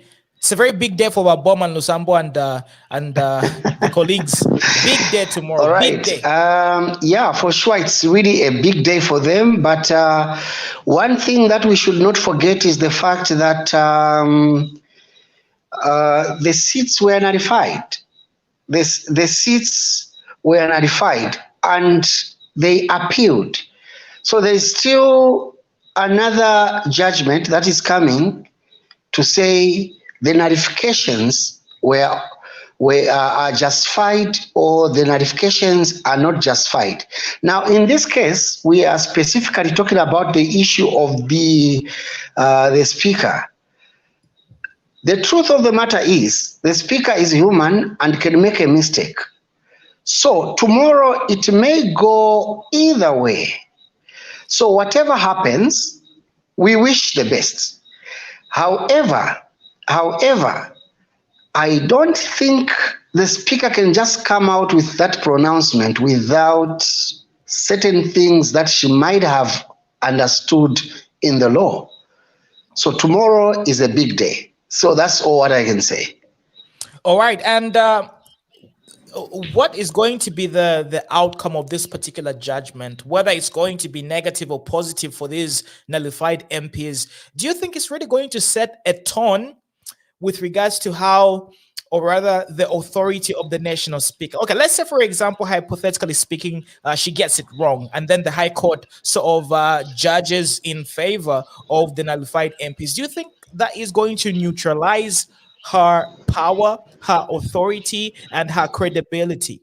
Because this is a do or die situation for her as well, and just the overall general perspective of the citizens of Zambia. So who's gonna go for that one? Yeah, Brother Oscar, go on. Then we'll pass it over to Brother Leonard. I think about the speaker, we trust about. I trust the ruling of the speaker, and I give credit to her responsibility. So whether the speaker was right or wrong, that is a second judgment. But we have given credit to this lady to be the speaker of the National Assembly. So has this decision been done in the past? The answer is yes, it has been done in the past. With questionable leadership. You see, when people refer to the past, everything that happened in the past had questionable sort of motives and the legality of everything happening in the past. So to me, if people say, let's look at this example from the past, I always question whatever was done in the past, because we all know what was happening in the past. There was absolutely lawlessness.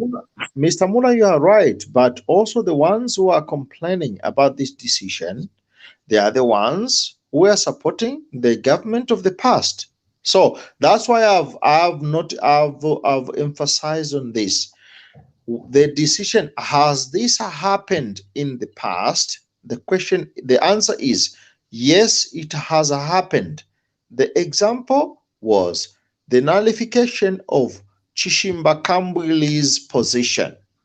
And Chimbakam Kambwili, everyone knows that he is aspiring to become the next PF president.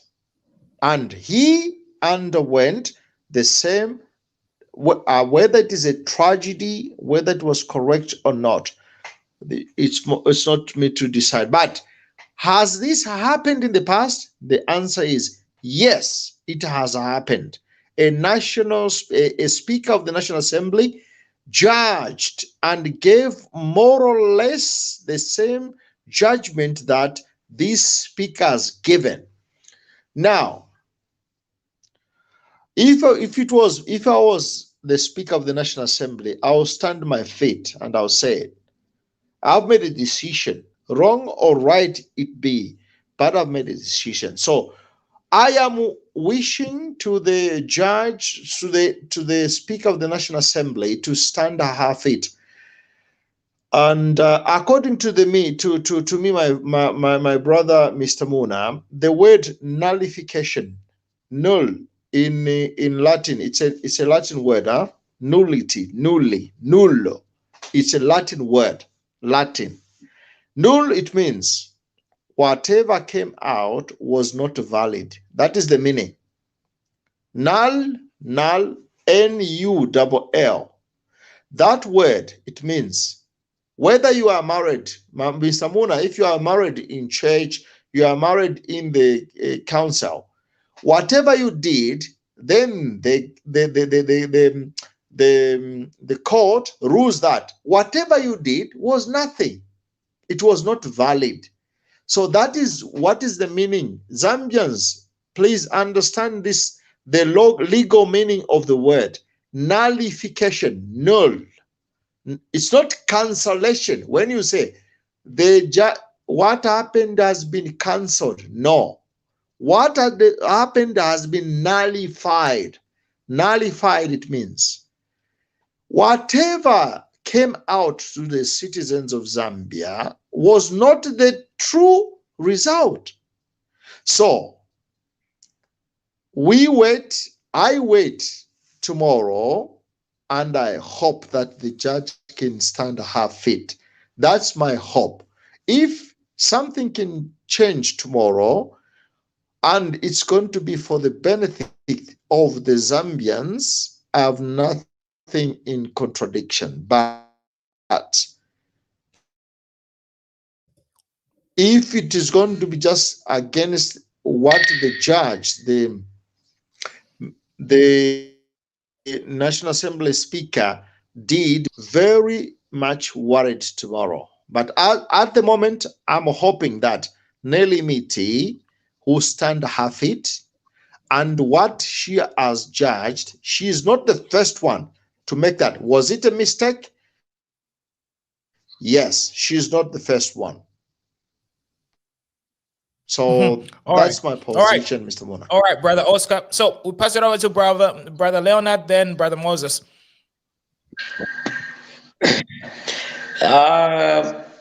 Looking at this, the nullification point, Mona, here, it's a kind of dramatic, to a point that how I wish we had a lawyer here or someone who has more interest in law, because I think I heard AC Johnson was saying the pronouncement from the speaker was wrong. She's not allowed to do that. Their seats are nullified, but they can still be in parliament. Now, why it's a little bit confusing against the situation whereby anything that has to do with nil, it means it's zero.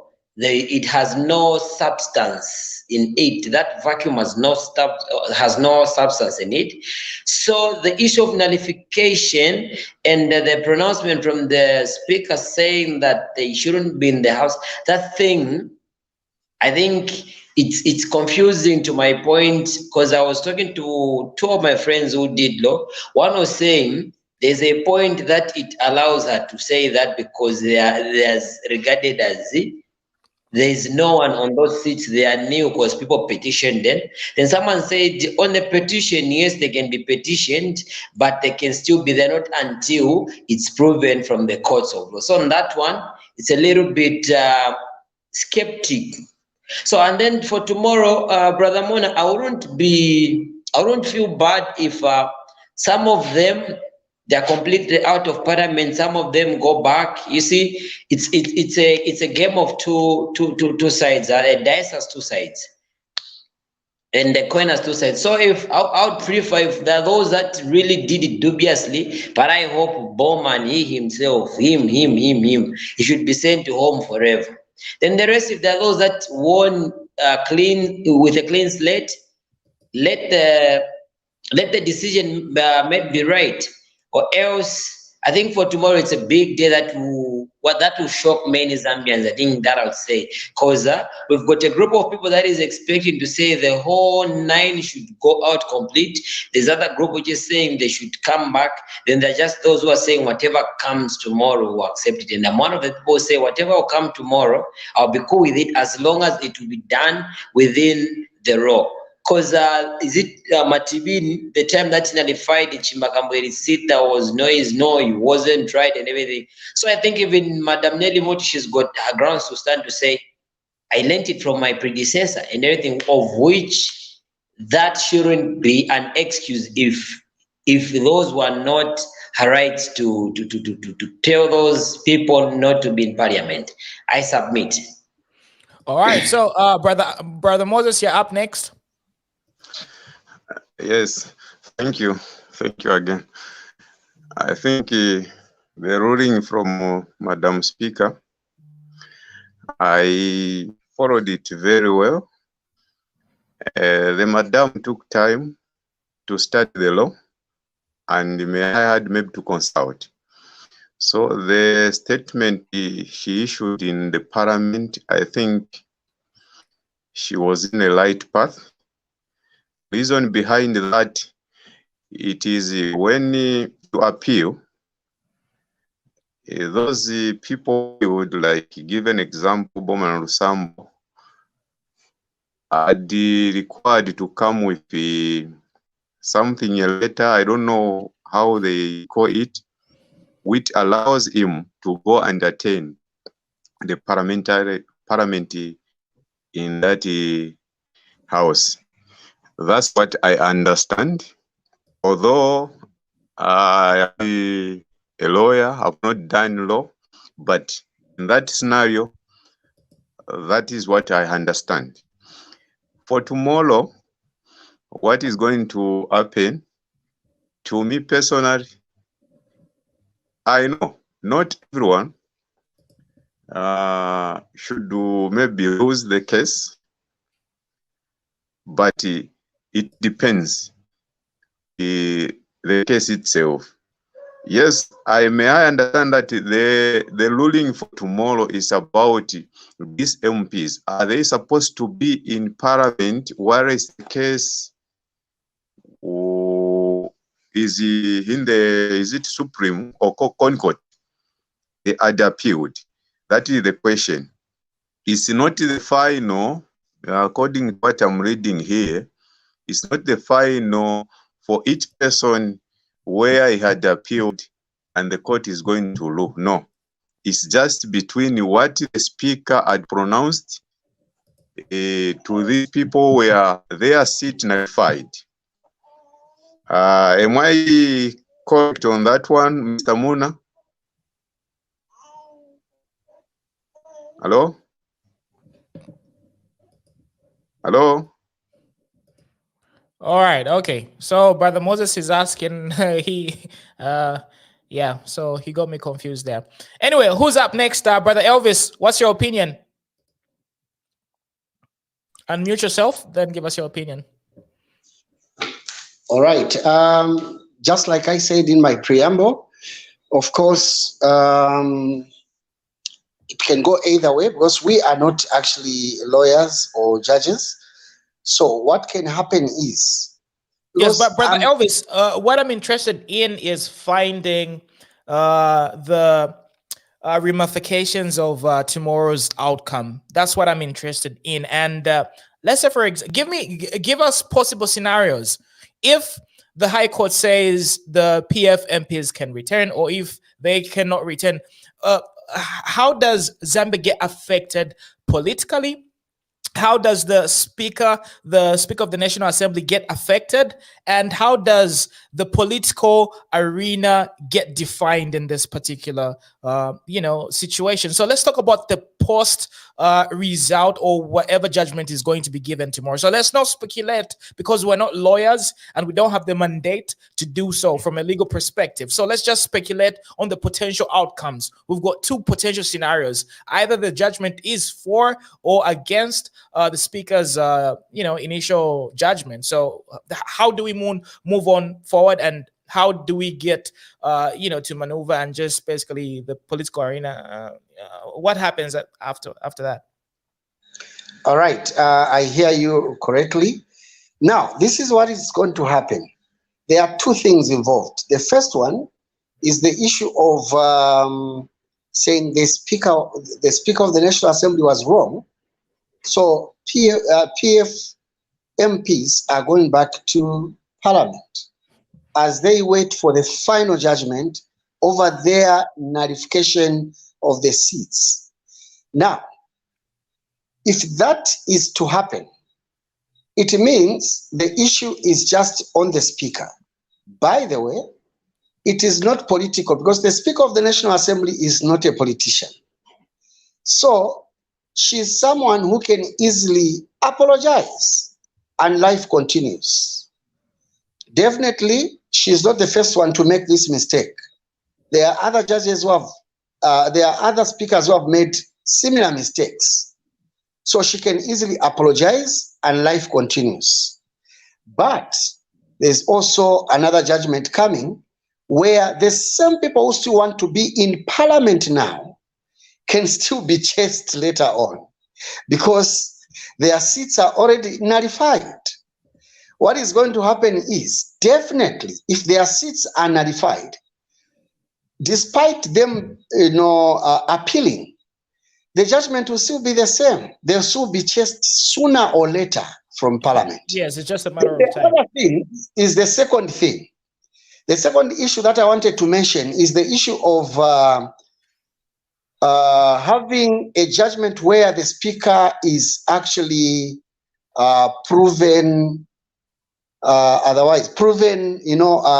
right in this matter. There's one thing that keeps on clicking my mind. How can the speaker, Nerimiti, make that mistake? Do you think she never took time to read? Do you think she never took time to understand? Actually, she did. And in the first place, she reserved her thoughts. She only made this pronouncement after a while. Because the first time, these people were allowed to get back to parliament, she didn't react. She only came back after she had obviously done some research, I believe. Exactly. Yeah, because I remember after the seats were nullified of some MPs, because they were being nullified one after the other, of course, not on the same day. So I remember some of the seats, like the Kabushi constituency seat, was nullified. And later on, I saw some comments of the former minister on social media saying, no one can remove me from parliament until something like that. There was a comment like that. So later on, what did we see? We saw the same member of parliament for Kabushi constituency in parliament. Then I said, okay, meaning there's a law protecting him. Probably that's what actually provoked the Speaker of the National Assembly to go and read, to understand whether they should be in parliament or not. So apparently, I feel what the Speaker of the National Assembly said is actually what the law says. Mostly we make mistakes by trusting certain individuals thinking they are very educated. John Sangwa also had a comment on this one. But are we really sure that what John Sangwa said is the right thing? We also have the Speaker of the National Assembly who also has a different view. So let's wait for tomorrow. I feel either of the two things are going to happen, but either of the outcomes, trust me, it is still okay. Nothing is compromised. All right, thanks. Does anybody have anything else to add? My other question to you, gentlemen, is this is obviously going to be do or die for the Patriotic Front. There's a lot of things at stake here, because regardless of the judgment tomorrow by the High Court, there's still going to be by-elections. They're going to still come through because initially they have been the seats have been nullified. Now, if you take a look at the number of existing MPs and the ratio of the MPs with regards to UPND versus the Patriotic Front, right? The upcoming by-elections or re-elections or whatever you can call them, right? They're going to sort of define the survival of the Patriotic Front with regards to the number of MPs that are going to be able to provide substantial checks and balances with regards to either being for the motions, bills that are being passed in Parliament. So basically, this is where the defining moment for the Patriotic Front is going to come in. So do you think the Patriotic Front have got survival chances? And do you think if there is re-election, let's say for example Kabushi constituency, do you think Bowman Lusambo stands a chance of scooping that seat? And if you look at the other seats that were scooped, right, the other seats belonging to the Patriotic Front, do you think if there's a rerun, the Patriotic Front are going to be able to retain those seats and they're going to be able to maintain the current numbers in National Assembly? So who can go for that one? Unmute yourself.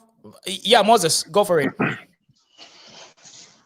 I will say it is quite difficult, but to some, maybe they can make it. But giving an example like Kabushi. Why is it difficult? Why is it difficult? it is difficult in a way that some of the member of parliament, an example given, Kawishi member of parliament, the way he comes out himself. Yes, so and the people are listening. it's difficult to return or to return the seat or to win. Oh, To okay, retain. okay. Mhm. Yes, to retain, for him to retain the city. The way he comes out, the way he speaks to the people, the way he issued the statement in public domain, like to the Zambian people. That's what I say it is difficult. Competing with maybe the UPND become the chance of winning. And even another party of independence becomes a chance to win. Maybe say here is Bowman Lusambo PF, and here is an independent. On percentage out of 10, I might say that maybe 7% might go to the independent MP, 3% to Bowman Lusambo. This is what I understand. Right. So just to add on to that, gentlemen, these are the current seats that are at stake, or rather, these are the MPs who are going to have like some sort of rerun. Joe Malanji, Alan Banda, Kalelwa Mukosa, Mutowe Kafwaya, Lucas Simumba, Taulo Chewe, Christopher Chivuya, plus the lady, I think GBM's daughter, Sibongile something, Sibongile Mwamba, if I'm not mistaken. Correct me if I'm wrong. So, gentlemen, there are about 9 MPs, 9 MPs. So if you subtract the number of total MPs from the Patriotic Front, right? How many MPs does the Patriotic Front have in Parliament at this particular moment? Do you know the exact number? I think it should be 60 something. Between 60 to around 70 members of parliament. Well, roughly, correct me if I'm wrong, viewers. So if, let's say, hypothetically speaking, these 8 seats are nullified totally, they fail to retain these seats and they go to the UPND or any other political party, that really means the total number of MPs belonging to the Patriotic Front in National Assembly also dwindles, you know? So how is the PF going to be able to survive? And what do you think is going to happen to the Zambian political arena? Leonard. Brother Mona, it's not about the PF surviving. If these guys, they were to lose these seats, like completely all of them, it means that the Zambian people are still not happy with the way they politicized and the way they treated the Zambian people, first and foremost. Then secondly, let's not look at it to say, no, it would be more like maybe trying to push for a one-part state or anything like that. I think it's just competition. To me, I'm not. Why are people even using the one-party state? Of course, it's cheap propaganda. It's those.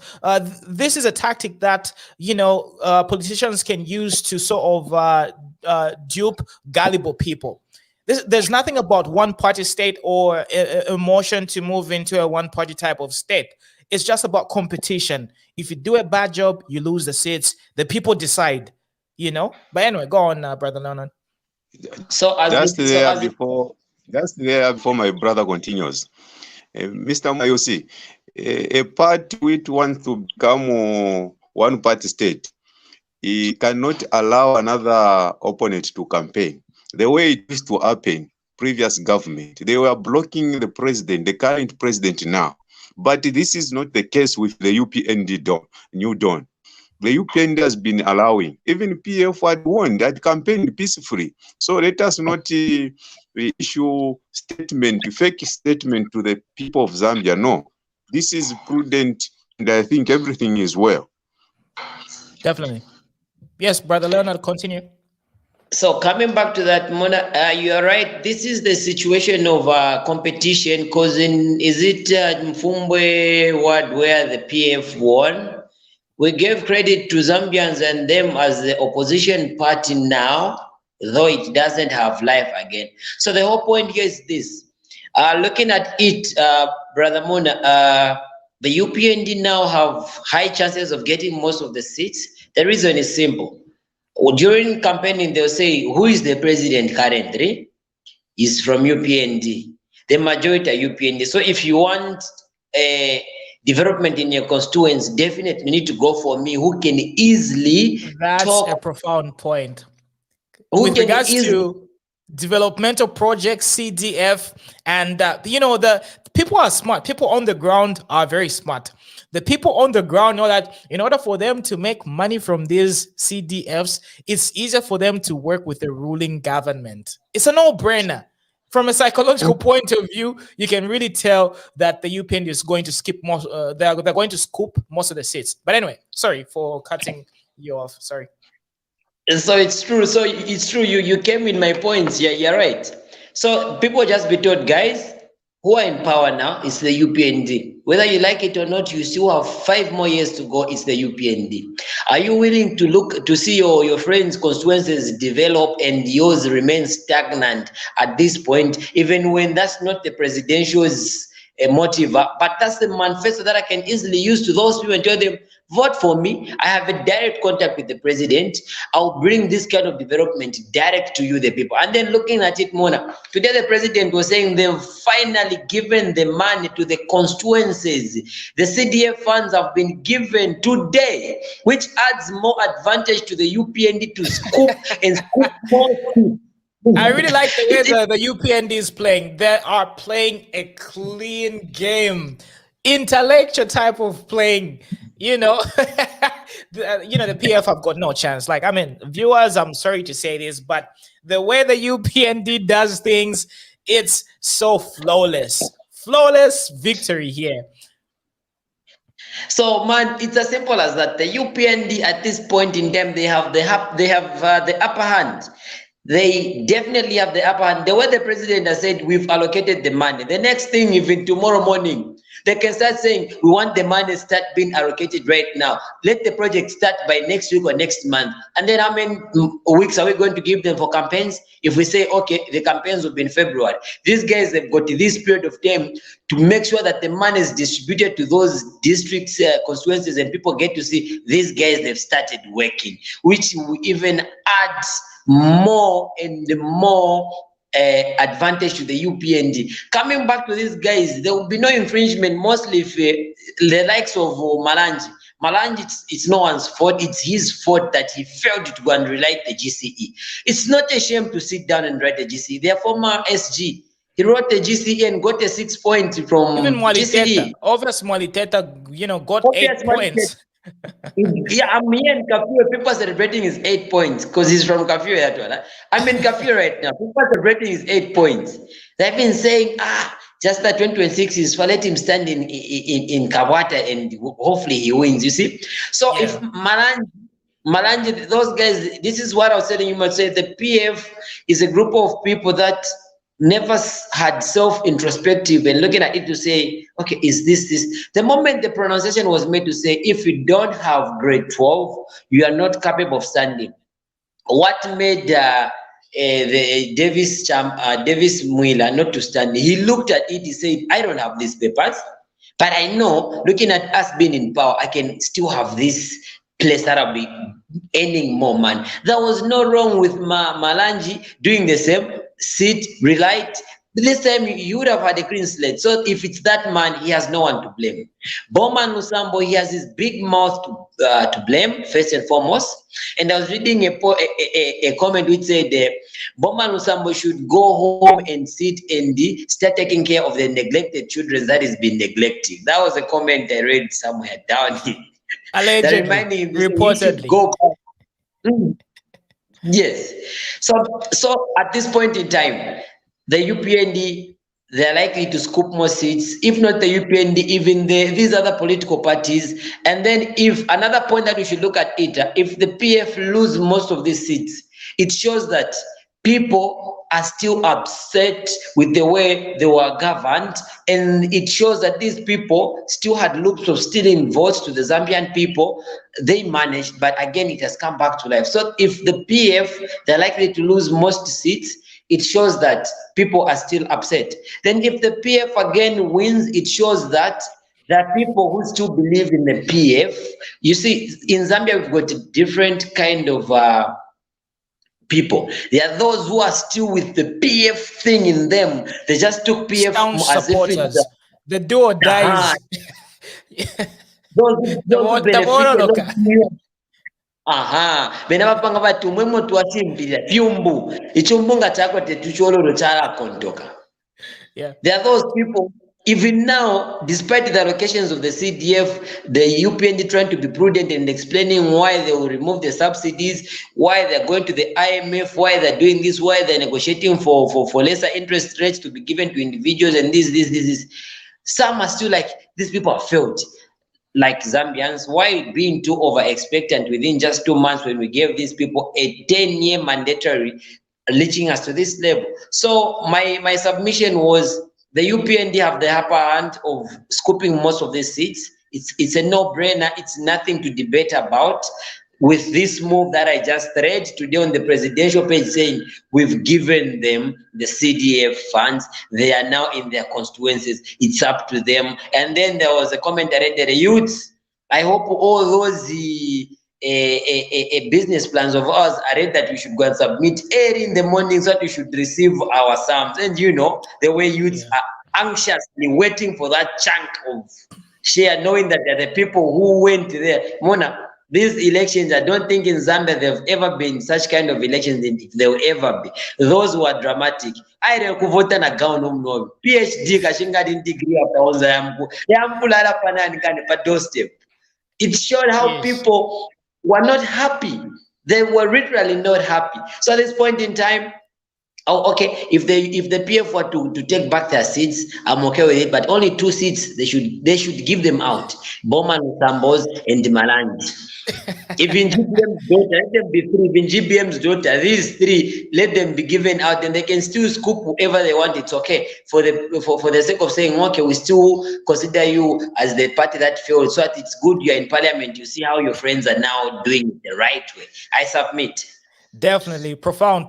So, viewers, thank you for supporting us up to this particular moment. I just want to appreciate each and every one of you who are spending your precious time supporting us by, tuning in and basically being able to add your contributions and basically your support to Z Corner, the community TV station.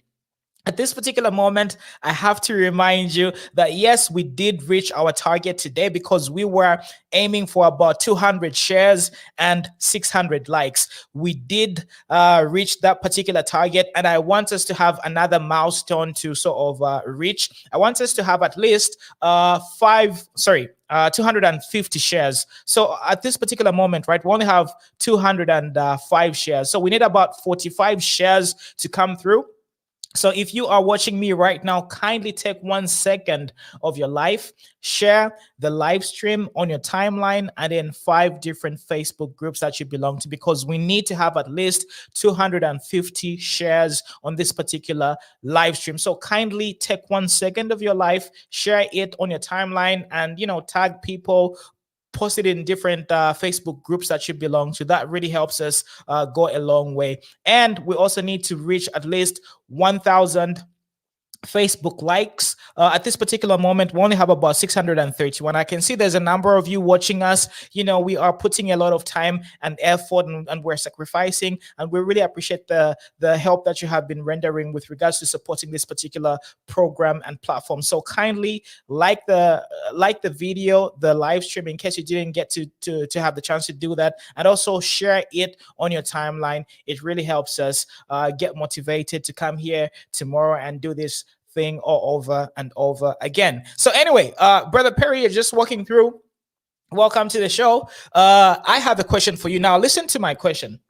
So we have already established the fact that the UPND is probably going to win most of the nullified seats. So we've got basically around 8 to 9 seats that are up for grabs. So we have established that the UPND is probably going to scoop most of these seats. And then we also have independent MPs in the National Assembly. For example, is it Kamfisa plus Munir Zulu? He's from, I've forgotten the constituency he belongs to. So basically those are... Also Western Pro, so we have one. Yes, it was in province as well. So if you look at the outcome, the independent MPs plus the seats that the UPND are going to win, how do you think politics in Zambia are going to be able to pan out in the next coming 4 years?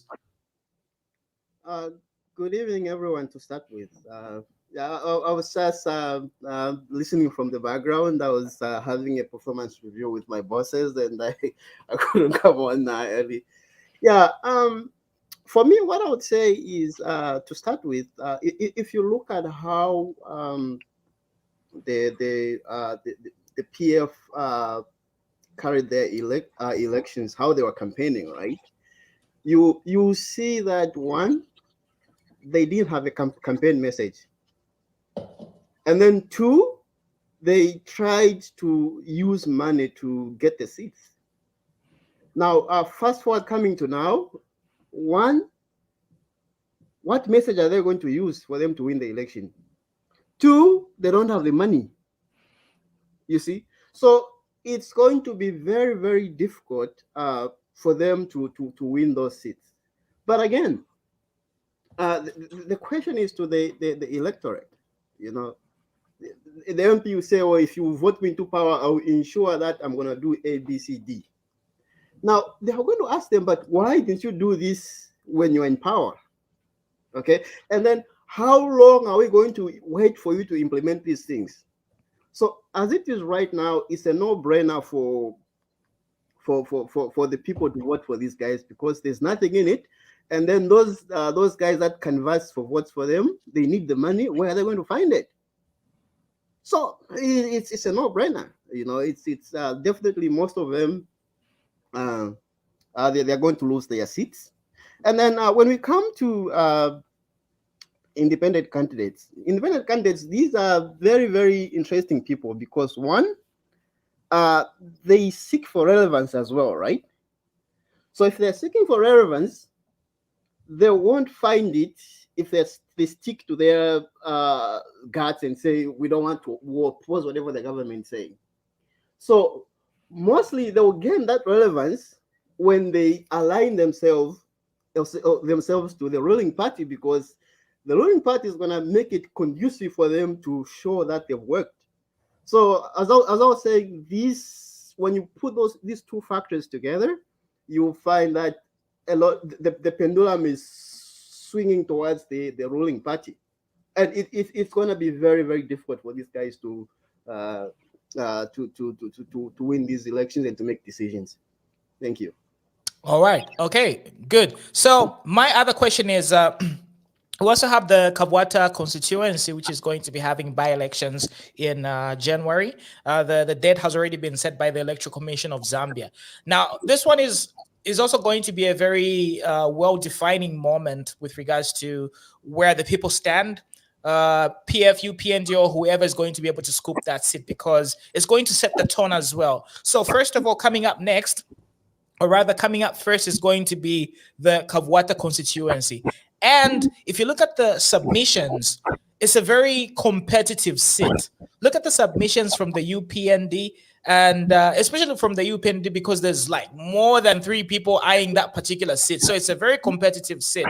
So do you gentlemen think whoever is going to win that particular seat, either PF, UPND, or anybody, do you think they're going to have an upper hand with regards to setting the tone? There's Tayali as well, so you know that guy is he doesn't shut up, right? So.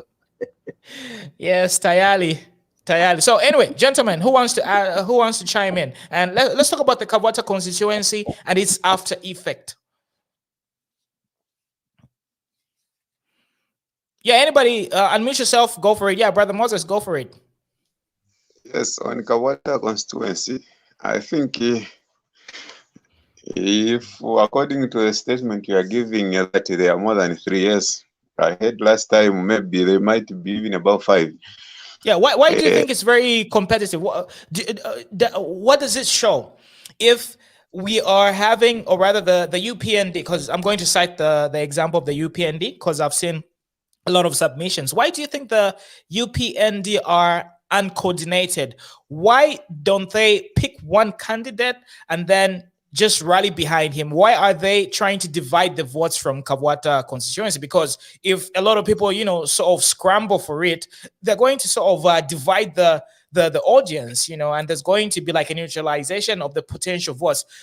Personally, I would rather them picking one person and then everybody rallies behind that particular person. Why do you think there's scramble for Kabwata constituency? First and foremost, we should understand that this is democracy. So whoever is vowing for that seat is, in fact, doing the right thing to express the democratic thing to happen. And that's what happens. Well, I know after they sit down, they're just going to have one person to stand on that seat. And all of this who align to support the very candidate they are going to choose. That's the first thing we should know. Having a lot of people vying for that seat is not a problem. Then to the other independent and the other parties, they should also look for a suitable candidate. May I say a person who is at risk, who go into this scenario of competing with another person very well. Otherwise, I think we're losing Brother Moses there. So, Brother Perry, chime in. Well, what I think is that we could possibly have a sympathy vote. That's where I'm leaning towards. Yes, can you just give the viewers the background of and why you're saying where we might potentially have sympathy vote? Because maybe our viewers might not know what really transpired in Kabwata constituency. A very sad development, to say nothing but the least. Well, basically what I'll say is that the seat became vacant because the man that held it was died. It was an accident, I think, by his cat. So that being said, a lot of people are not happy with how he died, because that's what sometimes, for lack of a better term, I would say it's a preventable death.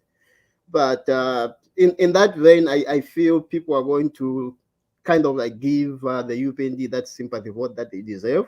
But the most important aspect is picking a candidate that is sellable to the people, the candidate that the people appreciate. And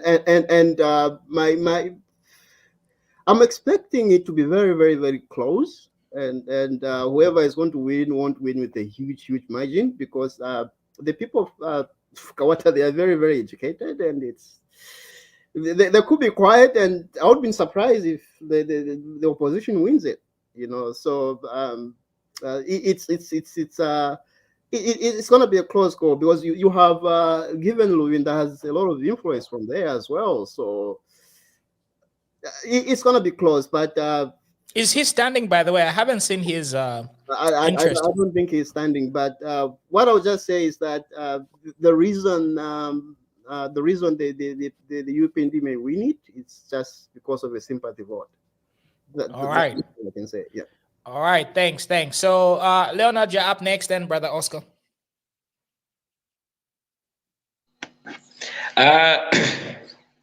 I think the UPND, they've got chances of winning it, as Brother Perry said, due to the vote of sympathy.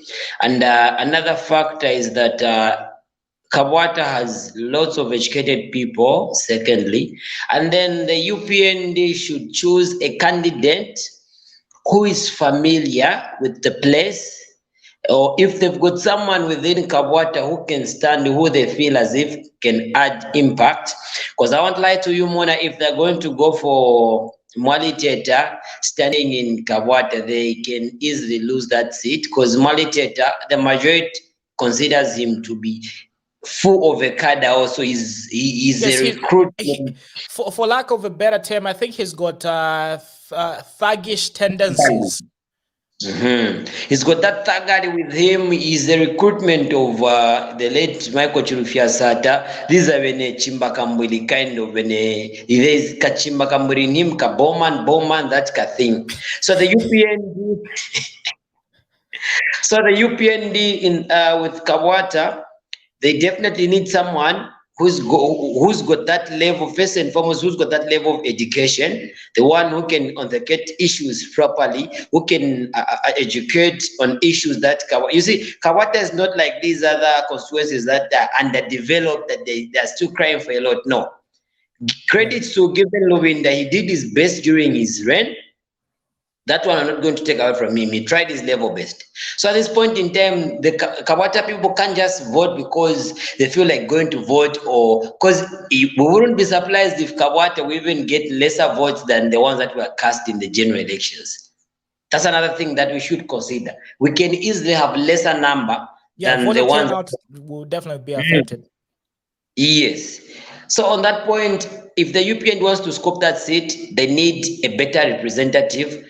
Quite okay, I know whoever wants to submit, we can even submit the 15 of us, but at the end of it, there's a committee that sits behind and say, okay, these guys we've checked, but this one, no, because of ABCD, this one, no, this one will have an impact because of ABCD and the likes of ABCD. I know we've got the Mazembes when a guarding combo, they'll tell them what to do. Guys, we still need our seat back. It's not a nullification seat, it's death that overshadowed us. So at this point in time, we need a person who's going to go there, win the people of Kawata's heart again, come to parliament, represent them well, straight as that. Or else, that guy who lost from the PF, another thing that might bring him down is to a point that the moment the former Kawata member of parliament was in an accident, he started celebrating and saying, I'm recontesting and I'm winning this time. So there is that mixed feeling within people also to say, is it true the way they were speculating to say this death was more like planned? So all those also adds to fact, even if it's politics, Mona, we can use some simple kind of moral, say, okay, my friend has died, he was my competitor. You can wait for that period to do what, to shy away, then you come out. The moment you just say this person is late, I'm recontesting, I'm winning this seat.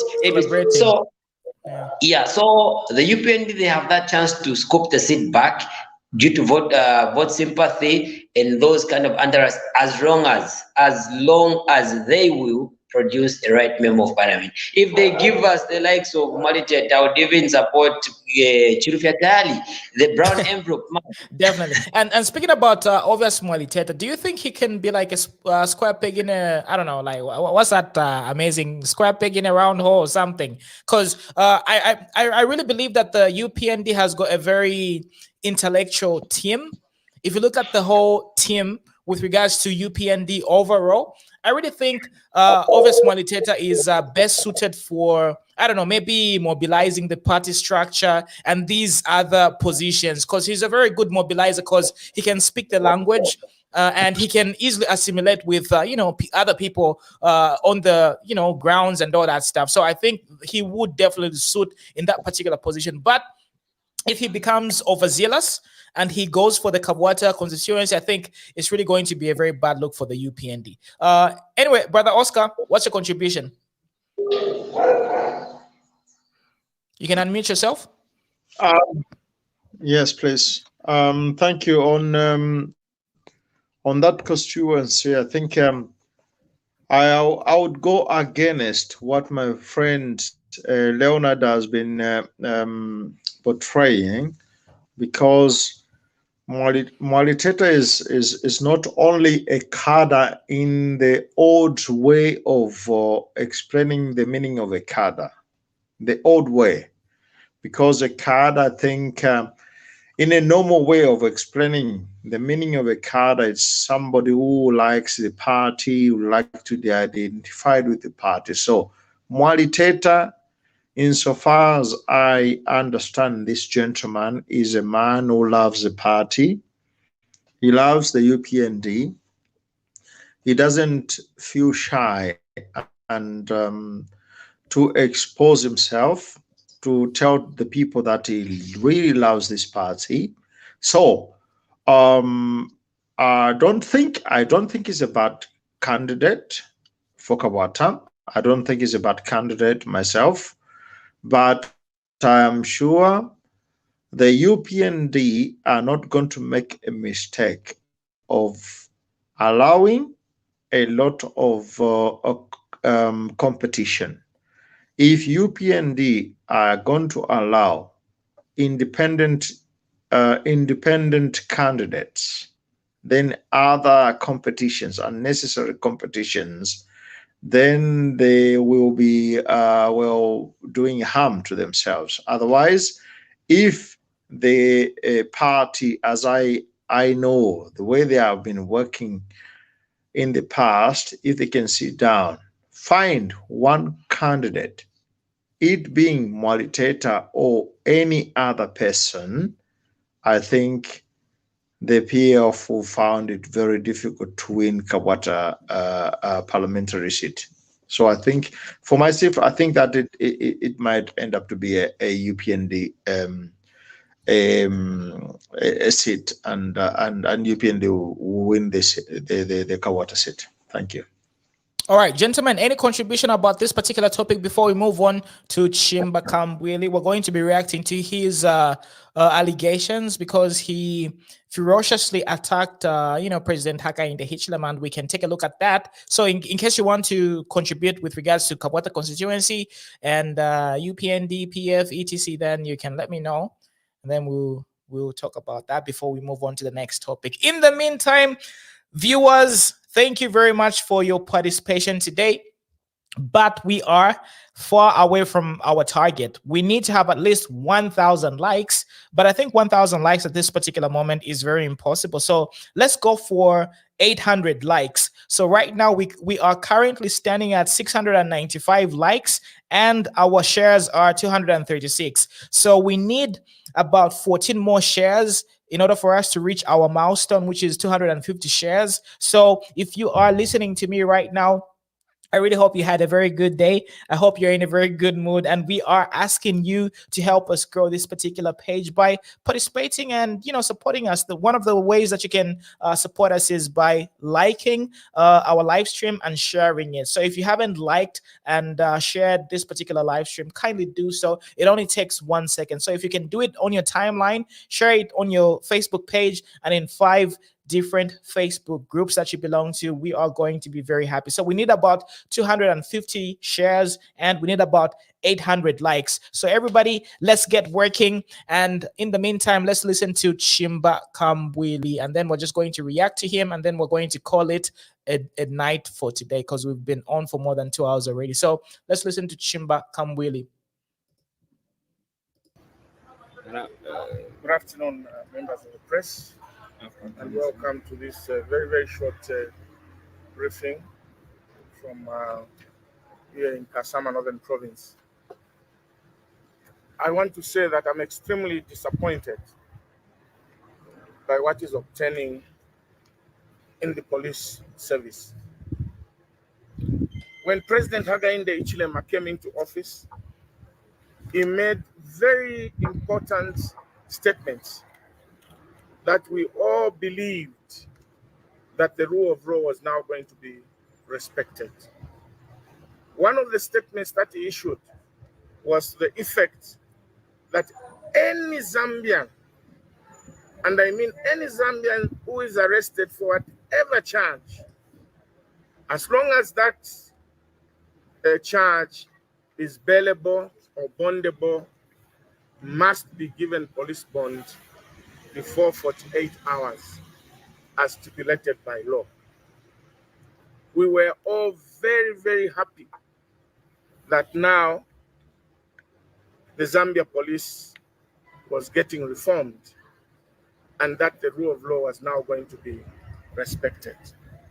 Suffice to state that I have been a victim of police political persecution, where I was arrested 12 times, charged with 9 trumped up criminal charges.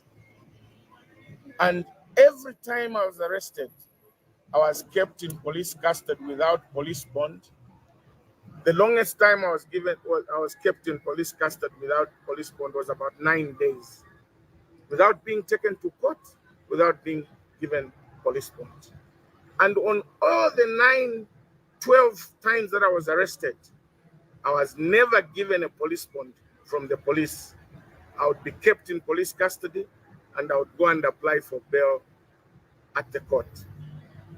And in one of the court cases, Magistrate Mwale, who was then President Magistrate, even indicated that, why didn't you give him police bond? This is a straightforward matter. The police had no explanation at all. So when President Hakainde Hichilema came and said, every Zambian is entitled to police bond, is entitled to bail, and told the police, before you arrest somebody, you must investigate. When you arrest, you immediately give a police bond. What is happening now is disheartening, and I want the international community to know that what President Hakainde Hichilema told the whole world is a total lie, is an excellent lie. What is happening is something else. You will see the story of Chama, Davis Chama, the former Secretary General of PF. He was kept in detention for 11 days.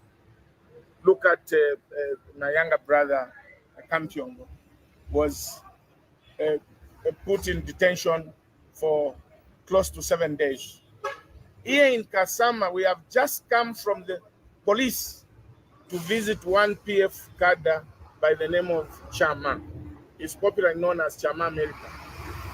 This young man, on Friday, cadres of UPND abducted him. Countrymen and women abducted him. They went and locked him up at some house he didn't know for about 8 hours. They beat him up and they told him that if he gave them 10,000 kwacha, they were going to release him and not to hand him over to the police, where he's going to stay in detention for a long time. They actually called me to say that if you send 10,000, we are going to release him. I told them I cannot do that because 1, you are committing an offense of extortion. 2, you are committing an offense of blackmail. 3, you have abducted that person. Abduction is a serious offense. And 4, you've assaulted that young man. The video of them beating him up went viral. Everybody saw they beat him so badly.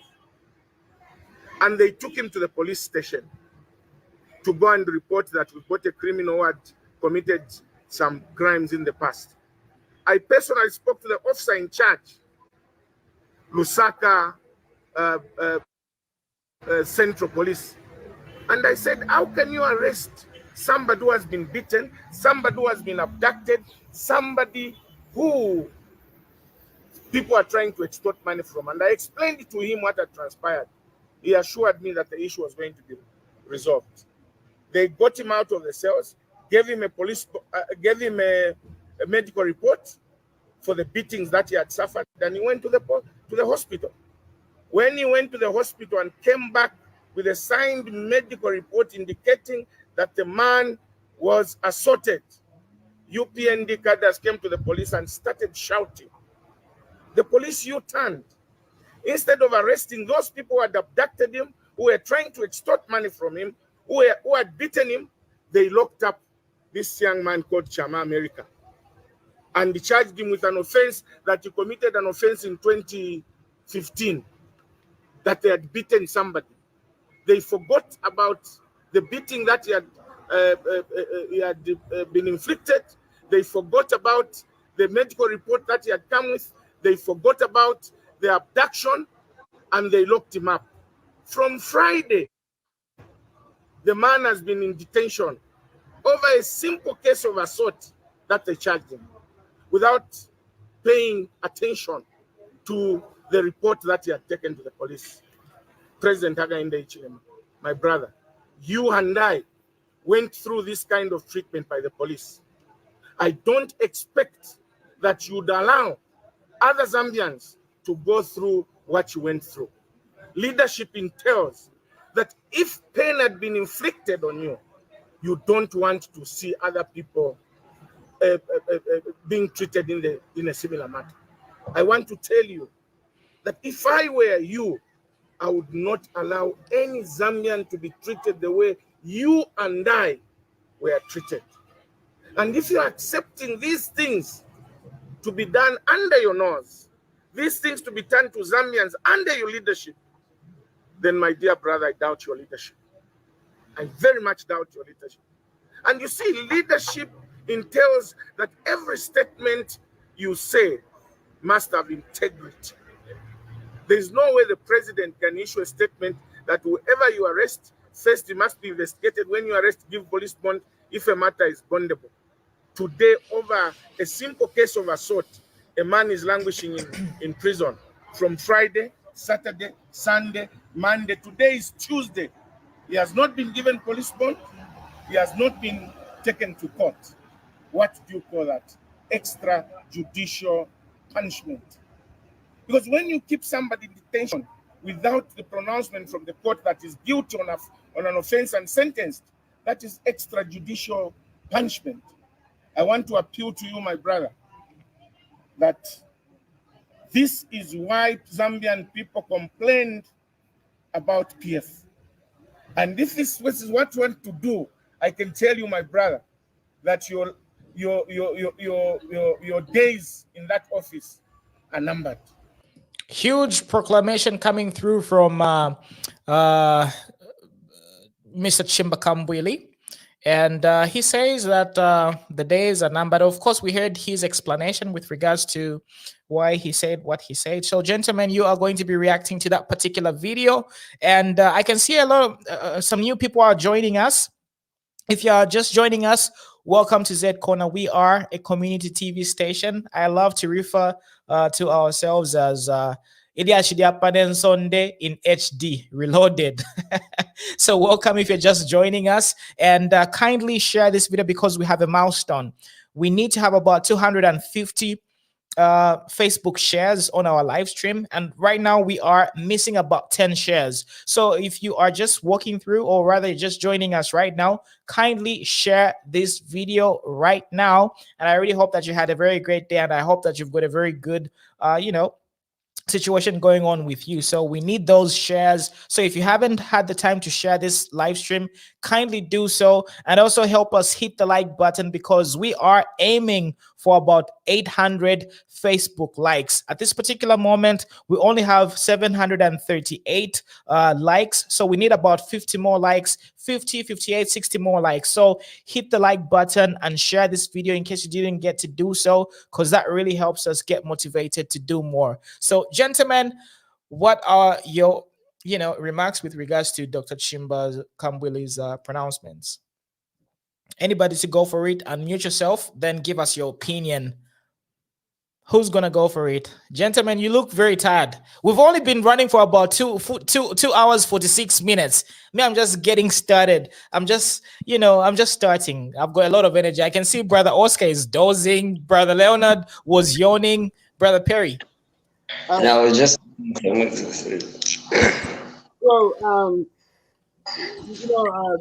Mr. Kambwili, I won't call him doctor because I'm just against some of these doctorate, these honorary doctorates. Like, I don't believe in them.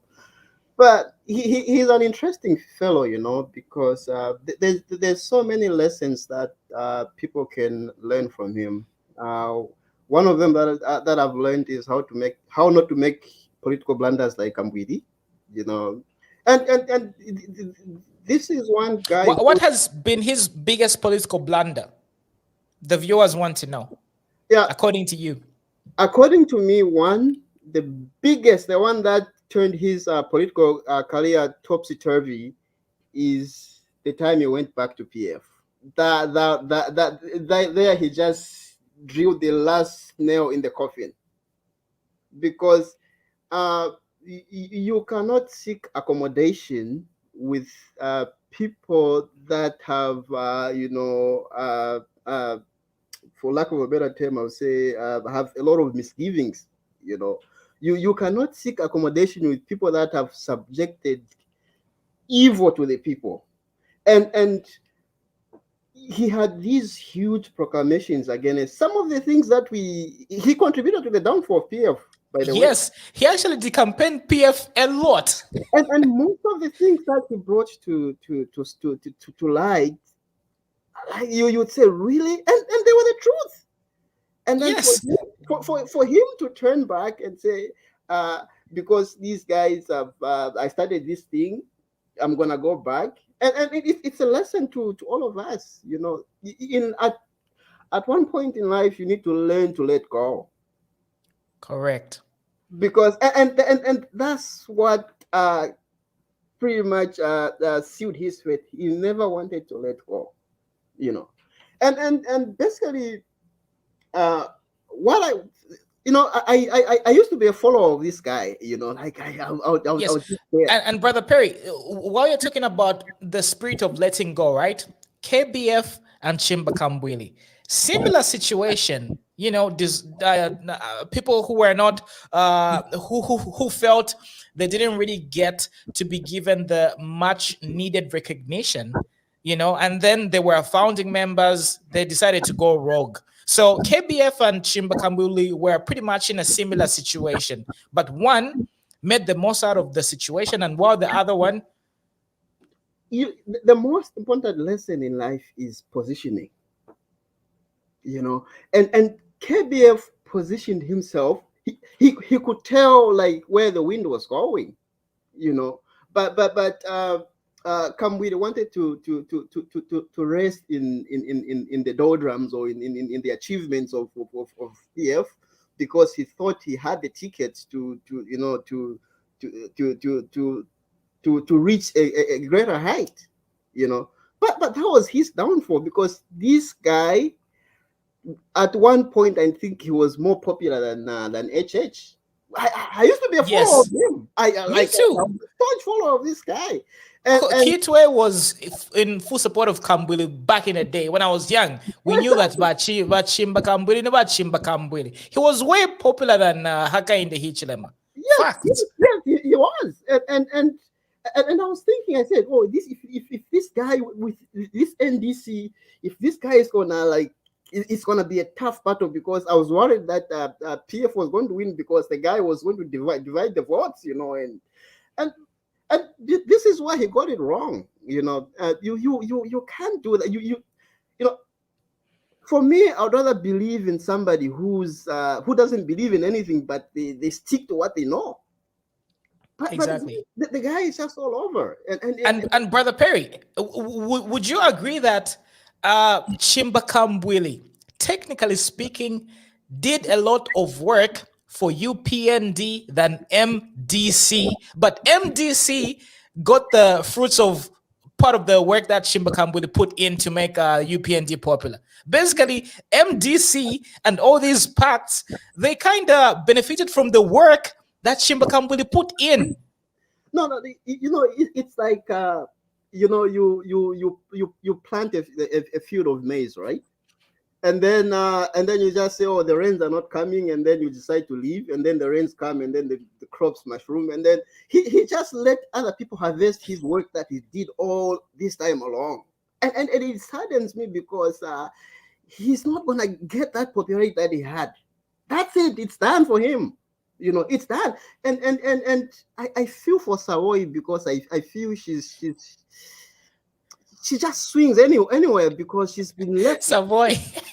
Anyway, gentlemen, you can talk about Savoy. Let other people talk about Savoy. Either Brother Oscar or Brother Leonard. He's been exposed because of him. She believed in him like I did. You know. Yes. But she's been exposed. She's not there naked like that, and Kambwili is hiding. You know. And that's what I'm saying. Kambwili is done. He's done. Like he's let's just forget about him. He's done.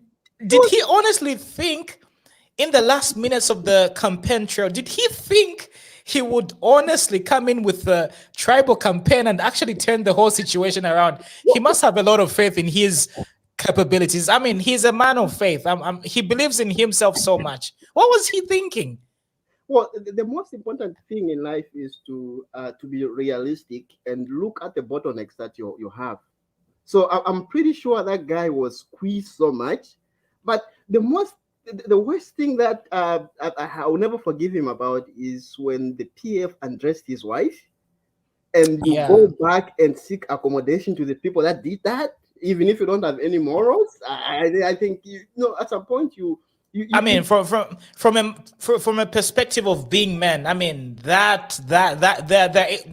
isn't any such lines are not supposed to be crossed.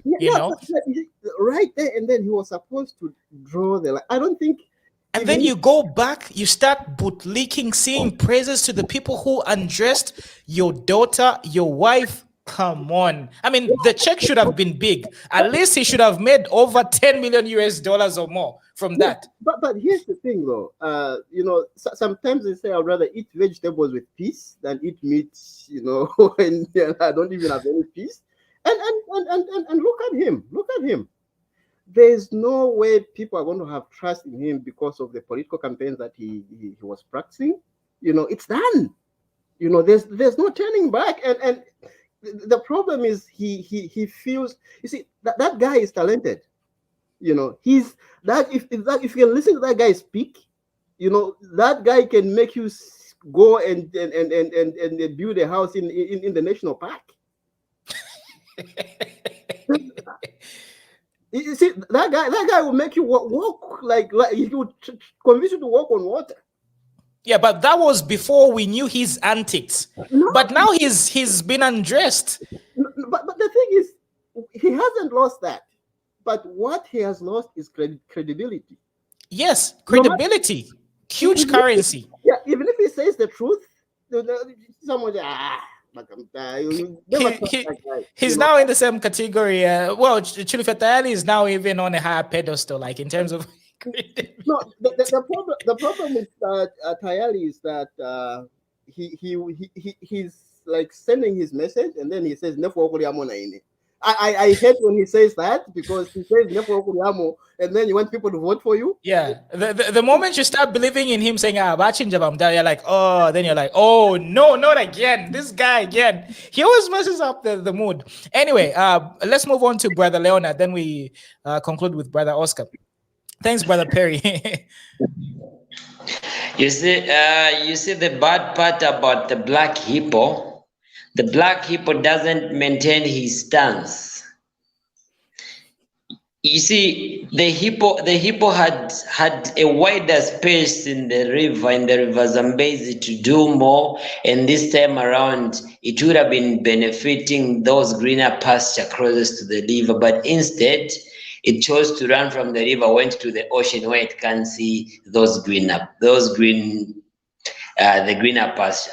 Chimbakam Kambwili had the future, Chimbakam Kambwili helped the UPND to win these elections. He can't see that. He saw UPND in Luapula Northern Province. He's the one who increased those numbers. Avena Luapula and Northern Province because of Chimbakam Kambwili. And then at the later stage, they thought as though he's going to win back the people. They gave him a mandate of preaching tribalism, which even added more numbers. Yes. Profound. That's a great point. That's how they miscalculated. Oh, Brother Perry, you want to say? Yeah, just on the lighter note, he used to brag about coming from the Michael Sata School of Politics. And I'll never go back to PF. I come from the Michael Sata School of Politics. And then this guy just U-turned and went there and said, nah, recycle me. He was. That's when I lost. I lost in PF because of that. I said, no, if this is the way the Michael Sata School of Politics is, then it's nonsense. It's got nothing to offer the people. Yeah, Brother Leonard, continue. But I don't know if they squeezed him very much. I don't know if Barisa Fianta Sanama something that he reached to a level of lowering himself to what if it's a dog Chihuahua. But bakufumia pa lion padia imbwiri fili abo kugoshinga lion basa kubosha pali Chihuahua kuti nakabika mwandi bagina na kena. Like the way he came out bitterly about the corruption rampant in PF, the way he complained how they mismanaged the country, like everyone was like, this man, he's standing on grounds, he's standing for the Zambians. Later on, kusaba fanta kwa trip, Bowman kona kalastic, even forgot that the wife was addressed public, the daughter was slapped. Kuisa pundano shaishwe, balungu muntu msuma. So like him coming out, yepping, he was even saying he went to see this card Chama America who committed an offense in 2016. So he thinks that it can be in 2004 as long as he assaulted someone. And then the way we all know Chimbakam Kambwili with his talking. I feel it's a lie that he was caught and being asked to pay a 10,000 for that guy. That's a pure lie. The police should move in and ask him who caught him and asked for that 10,000. Because if they caught him on Airtel, Airtel can provide the voice notes and the conversation which was there. Those and Chimbakam Kambwili is quick at recording. Chimbakam Kambwili doesn't hesitate to record. So you see, those are kind of politicians we don't want who come and lie on the media because that's a simple case. They can easily protest tomorrow morning and say, want Chimbakam Kambwili to give you the police the recordings of who called him to say they wanted the 10,000 because we don't want that in this government. Is he going to produce that? So Chimbakam Kambwili is one person who at this point, I didn't even expect him to come out and say, my brother HH, and if HH is his brother today, why was he campaigning with tribal remarks? Those are brotherly.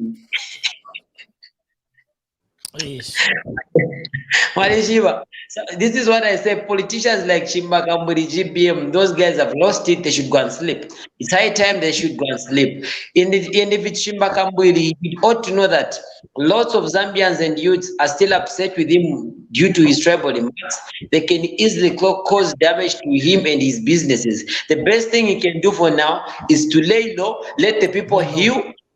Yeah, let the people heal. He just goes quiet, concentrate on his other business. Then he should come back maybe after 4 years. Maybe people be like, okay, and this is what they failed to do. Laying low and hibernating, knowing when to just disappear, let the people cool down, then come back. But the problem is they are tenderpreneurs. Their businesses rely on them being like in people's faces. They use their influence. They are not real entrepreneurs. Their businesses depend on them bulldozing their way in the business fraternity. Period. Muna, here's the thing though. Here's the problem that I have with most of these politicians, especially the bigger guys, the old guys.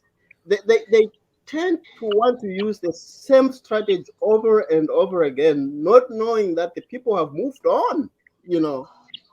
So, for example, he said that I was very happy when he pronounced, when HH pronounced that people will not be denied bail when they're arrested and all that. Did he come out to say that? Thank you very much, my brother, for saying that. He didn't. He only comes now, so which means he's a two-faced liar. Definitely, brother Leonard. Finish your. Sorry for cutting you off. By the way, you can conclude. And much less on that. When President HH said when he came out and said let bails be given where it's due, we've seen people been given bails. I mean, who hasn't seen among these big PF guys? They've been given bills. Bowman Lusambo was given a bail. This guy, Miringolungu, despite being his own accountant and HR, has been given bail. The likes of all these guys that were taken to court, they've been given bills. Imagine an example that we can give, a clear example that the law has started being followed is Bowman Lusambo. He was arrested on a Friday and released on a Friday. If it was in their regime, definitely it was going to come out on Monday or Tuesday rather. You see, and then it's one thing that these guys, they shouldn't forget. The same police officers, they're the ones that they used in the past regime, the ones they used. So even them that felt as though keeping people in police cells for a period of time is the culture. So they can't expect the police guys to get away from that with immediate effect and leave that. It's a process. Yes, same thing with ZNBC. ZNBC in the beginning started only broadcasting UPND, and then President Hakainde Hichilema was like, look, we're going to change the narrative. You need to be including everybody. So even in the Zambian culture, the Zambian mentality, they're like, okay, this is the norm. You understand? So it takes enlightenment from good leaders to say, look, we understand what was going on and we understand we've got the privilege at this particular moment, but hey, you have to be fair. You know, that's what it takes, prudence to that level. Anyway, Brother Leonard, sorry for cutting you off again. Sorry. Yeah, it's good. It's good. It's good. You're contributing. You're adding up. So you see, so that's the whole thing. They can't expect the police officers to say right there and then they have to change. The majority of those police officers who are recruited in these recruitments, they were cadres. So now they're trying by all means to seek loyalty to the new government also. You see, someone who was just taken that side due to a political affiliation, they now look at it to say, in case we go against these guys, we can mess it up, we can be found. So they're trying by all means, the same regime they use in PF, they want to use it in the UPND, thinking as though maybe this is how these guys are going to recognize us. So it's a process. Whoever was arrested, like the case of Davis Chama, former defense, that case was to do with murder. It's not right there and then that they can investigate and have him given. And he had to be transported from Lusaka all the way to Western Province, and there's other processes involved. That's so you can't expect him being arrested in Lusaka and given a bond there. No, they have to go back from wherever the crime was taken. It took place. From there onwards, what's the way forward? Was this person involved? And ABCD, same as the same guy he talked about, Kampiongo, the major cadre. He was arrested in Lusaka. Back to Chinsali, where it came from. So he wanted so now he wanted them to be given bonds right there and then, and much less the case of Kampiongo. It's one of the high cases in our land. Yeah, someone to do with any sort of close to damage of an aircraft. It's a life imprisonment.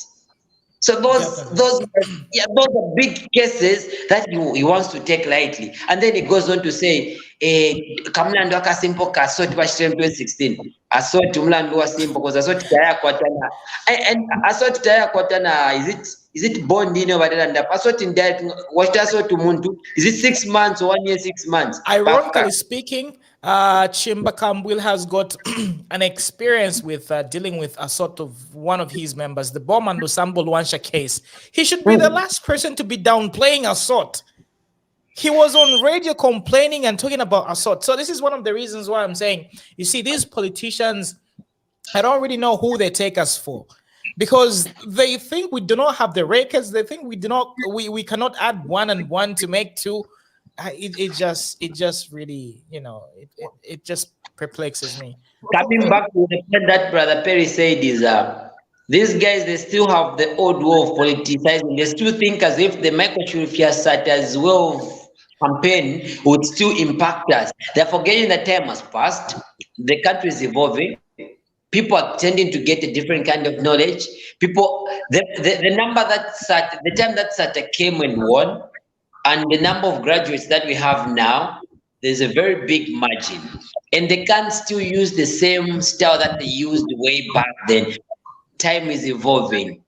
Much less at this point in time, we know what is right and what is wrong. So I think I submit from there. So Chimbakam Kambwili, I call him the black hippo, and then he's not steadfast with what he wants.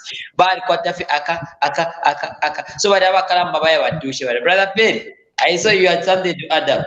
Well, what I wanted to say is that if you look at HH and Chimbakam Kambwili, you find that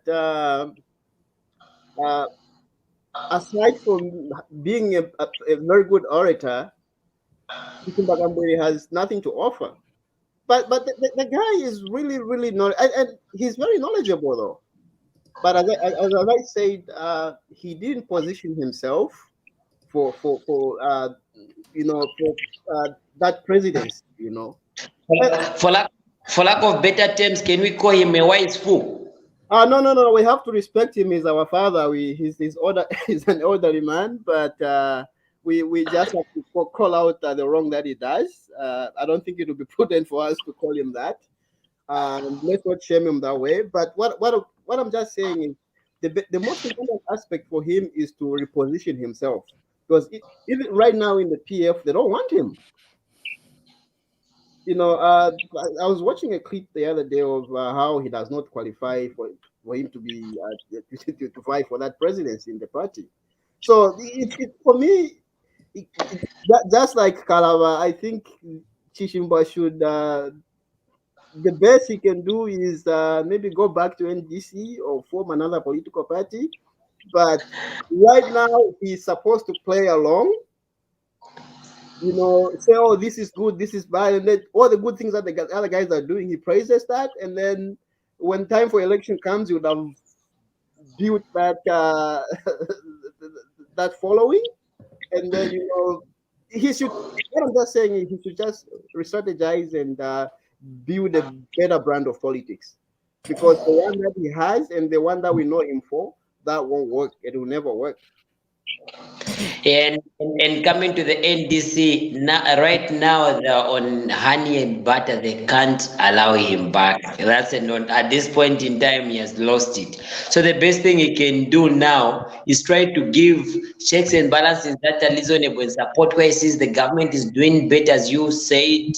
Because at this point in time, he has messed it up. The NDC wouldn't accept him. But the NDC now, they feel as the NDC at this point, they are part of the governing board, of which in the coming elections they can even be one of the strongest oppositions also if they know who to put there. So Mr. Chimbakam Kambwili should just lay low, come out where it's conducive for him, just like that. Well, yeah. I agree with you. The most important aspect of all this is for him to change the way politics has been done. For a good cause, he can even say that he's the one that that made UPND to win, and yes, he can capitalize the UPND's send us to into presidency, and then campaign using that and say, look, I called out all these things and I said the truth. But the problem, as I said, is that he lacks that consistency.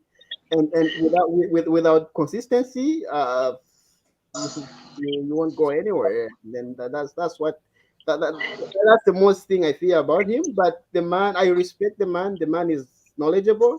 The man can speak, but you need certain ingredients to make that recipe come to fruition, and that's what he's lacking. And the PF themselves can't accept him back to be the president because he's the one who damaged them. Nearly 80% of the damage was caused by him. No. It's not him though. He contributed. Here's the thing though. The guys, the PF didn't have a campaign message.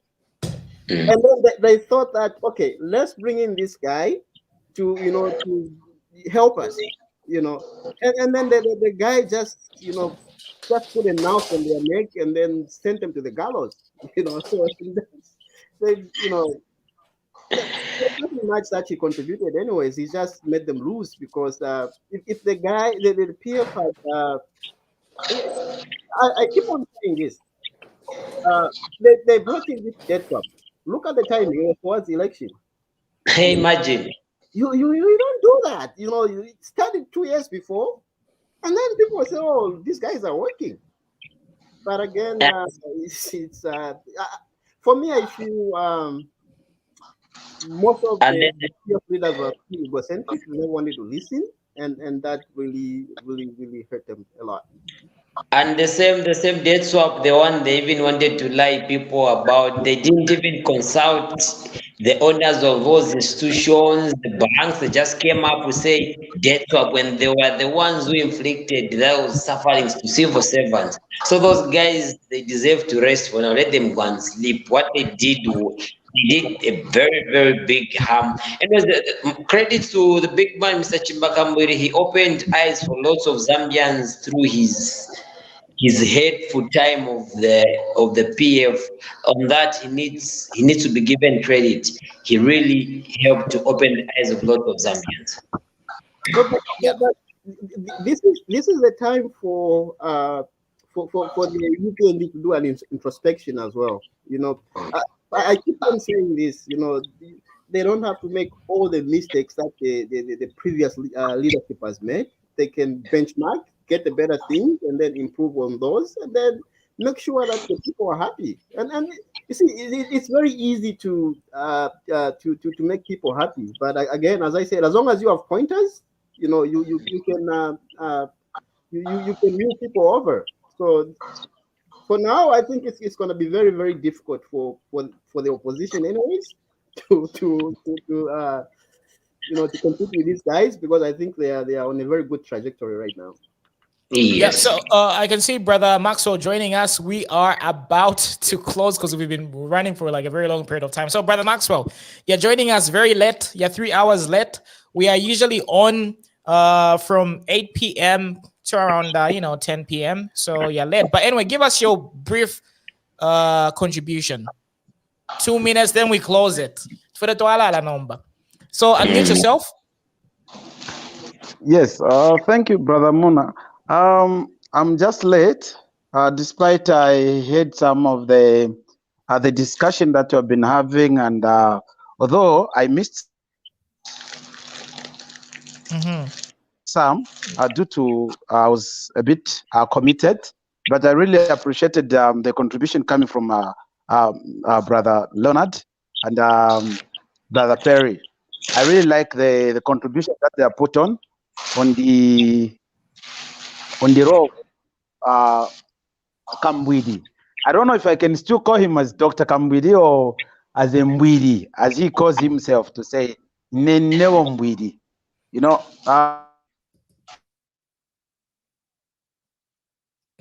okay, Maxwell, your internet is disappearing. Are you there? Okay, sorry. Yes. Okay, yeah, you can go on. You can go on. Yes, he had the chance for him to gain the popularity. Like Brother Leonard he mentioned it to say, the whole of Copper Belt, it was all about Kambwili. But he came to lose the chance after he joined. You know, before even defecting, going back to PF, everyone was already aware to say, when he said that, no, I'll tell my stance where I'm going. Everyone was already aware because of like this guy used to call himself to say commander. This one called this guy Innocent Kalimanshi. Thank you for reminding that. Innocent Kalimanshi. He came out with the videos towards the elections 2021. He said that no, please mfile mwapanga ko we should find time to meet you talk to Bakambwili to Abomba na Vena. So from those stories, it made a lot of people to be aware that this person is going back to PF, despite them they had in mind to say, no, they didn't know that people have changed. What he had in mind is say, you know, when I'm going to back to PF, we'll scoop up the day. So thank you, my brothers. I think I really appreciated the program, and I'll be so happy if just that I'm not aware of the days that you normally come up live. It's usually on a daily basis, unless something weird comes up. So we strive to do it on a daily basis, 8 p.m. Zambian time to whenever we feel tired. So yeah, looking forward to talking to you a little bit later. So gentlemen, let's conclude. Let's call it a night, Brother Oscar.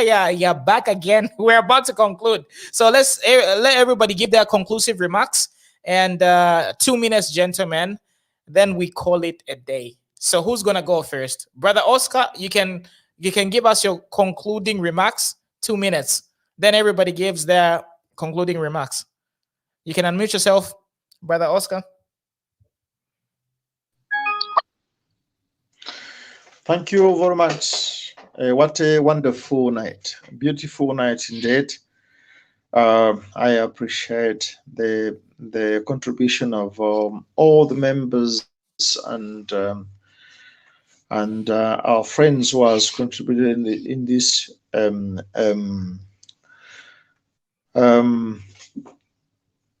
social network. And thank you, Mr. Moon, as well, to yourself for contributing to this really lovely program. So my contribution is this. First of all, I thank what the police are doing. Thank you very much to what the police are doing. Second, I am very much sad that PF, when they say they have realized the mistakes that they have done all this time, all these years, and they have asked forgiveness from the Zambians, they do not, the words do not side to what they are behaving. So it's very sad. On my part, I feel very sad. Third, to the question of our the judicial staff, whether in the assembly, National Assembly, the speaker was right and was wrong. I think we hope tomorrow. We hope tomorrow something good can come, not for the UPND, not for the PF, but for the Zambians. For the Zambians. So I wish tomorrow's judgment can be a judgment which favors what the Zambians really need. So thank you very much. And apart from the Bowman Lusambo and all those things, you know, I myself with Bowman Lusambo, I don't deserve this guy. He's just too childish. That's my position. Bowman Lusambo is very childish. What he was writing today, it was not Bowman Lusambo's written. When there were no mistakes, if you don't find any mistakes in what Bowman Lusambo is writing, it means that is not Bowman Lusambo writing. If you find a lot of mistakes, it means that is Bowman Lusambo. So what they wrote about Bowman Lusambo and all those things, I think I'm against. So Zambians, and about the footballer and the father, I would like to talk about, I would like to encourage to the footballer, talk to your father, tell your dad to prepare himself. When police come at home, they ask for identity. Please, Mr. Muna, Zambians, let us give to the police their identity so that they do the check and they go away. So kudos to the police. Please keep it up, and kudos to the Zambians. Thank you, Mr. Muna. I say good night and goodbye to all the panelists. Gentlemen, you are doing a great job. Thank you so much. Thank you. Thank you. Have a great time there, Muma Italy. Do not doze. All right. Okay, so who's up next? Conclusive remarks, gentlemen. 2 minutes or less, Brother Leonard. It was wonderful having me back here, Brother Muna, and say thanks very much to the panelists. It was a very intellectual chatting that we have, and then would love to say thanks to the viewers. Let them keep on sharing. My prayer and prayer is that let this social networking go big.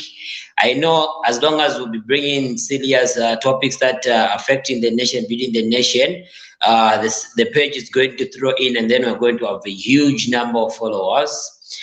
Going to the Nsunzu family, I hope and pray that the father should have read documentations, and this should not bring down Nsunzu's morale in whatever he's doing, wherever he is, concerning his football career, and the siblings as well. Then coming back to the Nakacindas, let him face the law if he has breached the law. Concerning the judicial proceedings tomorrow of those guys who've been told to go, and initially sorry to coming up this joking. Those guys who've been told to not to attend parliament, it's a favor she did to them, because some of them, they'll lose the elections and then it's going to be hard for them to copy at home. So the best thing they would have done is they should have started practicing now, staying at home, avoiding parliament. And then the Chimbakam Kambwili case, for now, he should lay low. He has played a very good role for us change the government, but for now it's not a good time for him coming back, coming out the way he's coming out as if he's a lost sheep in the yard of goats. Now, for now, he should lay low. The immigration officers, let them do their work, but they should do their work professionally. Same as the police officers, they should also do their work professionally. For now, I don't expect the police to be that professional because of the former masters they saved. They weren't professional. So it's very tough for them to, with immediate effect, go straight to the point and become the people that we expect them to be. But as time goes by, let's make sure that they should be doing the right thing, because the issue of the police has no size. Today it might be me, tomorrow it might be someone on the panel. So to my fellow panelists, it was nice talking to you. It was really an intellectual topic. I've enjoyed it. Have a good night, Brother Moon and the rest, and the people who are viewing us. Thank you very much. Keep it up with the same spirit. Good night, people. Thank you. Have a great time, Brother Leonard. Looking forward to having you one more time. So yeah, we'll keep the conversation going on the other side. So thank you. Have a great night. Enjoy. Who's up next? Brother Perry. I think you're the last man standing.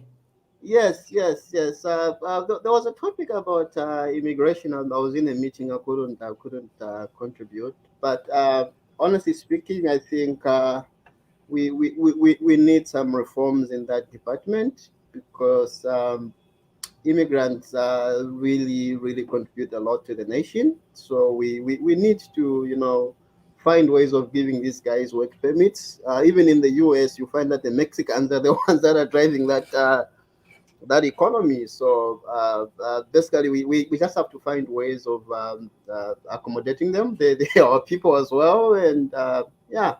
And then lastly, I'll just have to just age. I think he's Mr. Chimbakam Kambwili can be. He's capable of being my father. He's old enough to be my father, anyways. I'll just urge him to sit back and then look at what he's done wrong in his life, and then step back a little bit and then come back and be a better politician that he would be. Otherwise, he has to change the modus operandi of how he does things. And lastly, I'll just have to say thank you for being part of this discussion. Up until next time, it's good night. All right. So there you have it, ladies and gentlemen. That was Brother Perry. Have a good night. And I just want to take this particular moment to appreciate you for reaching this far with us. It has been a very long live stream, and I really appreciate each and every one of you, because without you, Z Corner wouldn't exist. And just like I keep on saying, everybody is a VIP on Z Corner, and we want to include everybody. We are not an exclusive club for a specific type of people. Everybody is welcome to be part of Z Corner, and you guys already know the drill. The link is always in the comment section, and you can feel free to just join and be able to contribute and give us your opinions. So thank you. Today we reached our milestone. I really appreciate the type of dedication that you had. Thank you for propelling Z Corner to a whole new level. I really appreciate each and every one of you. So continue hustling, continue being healthy, and just be happy. I wish you the best.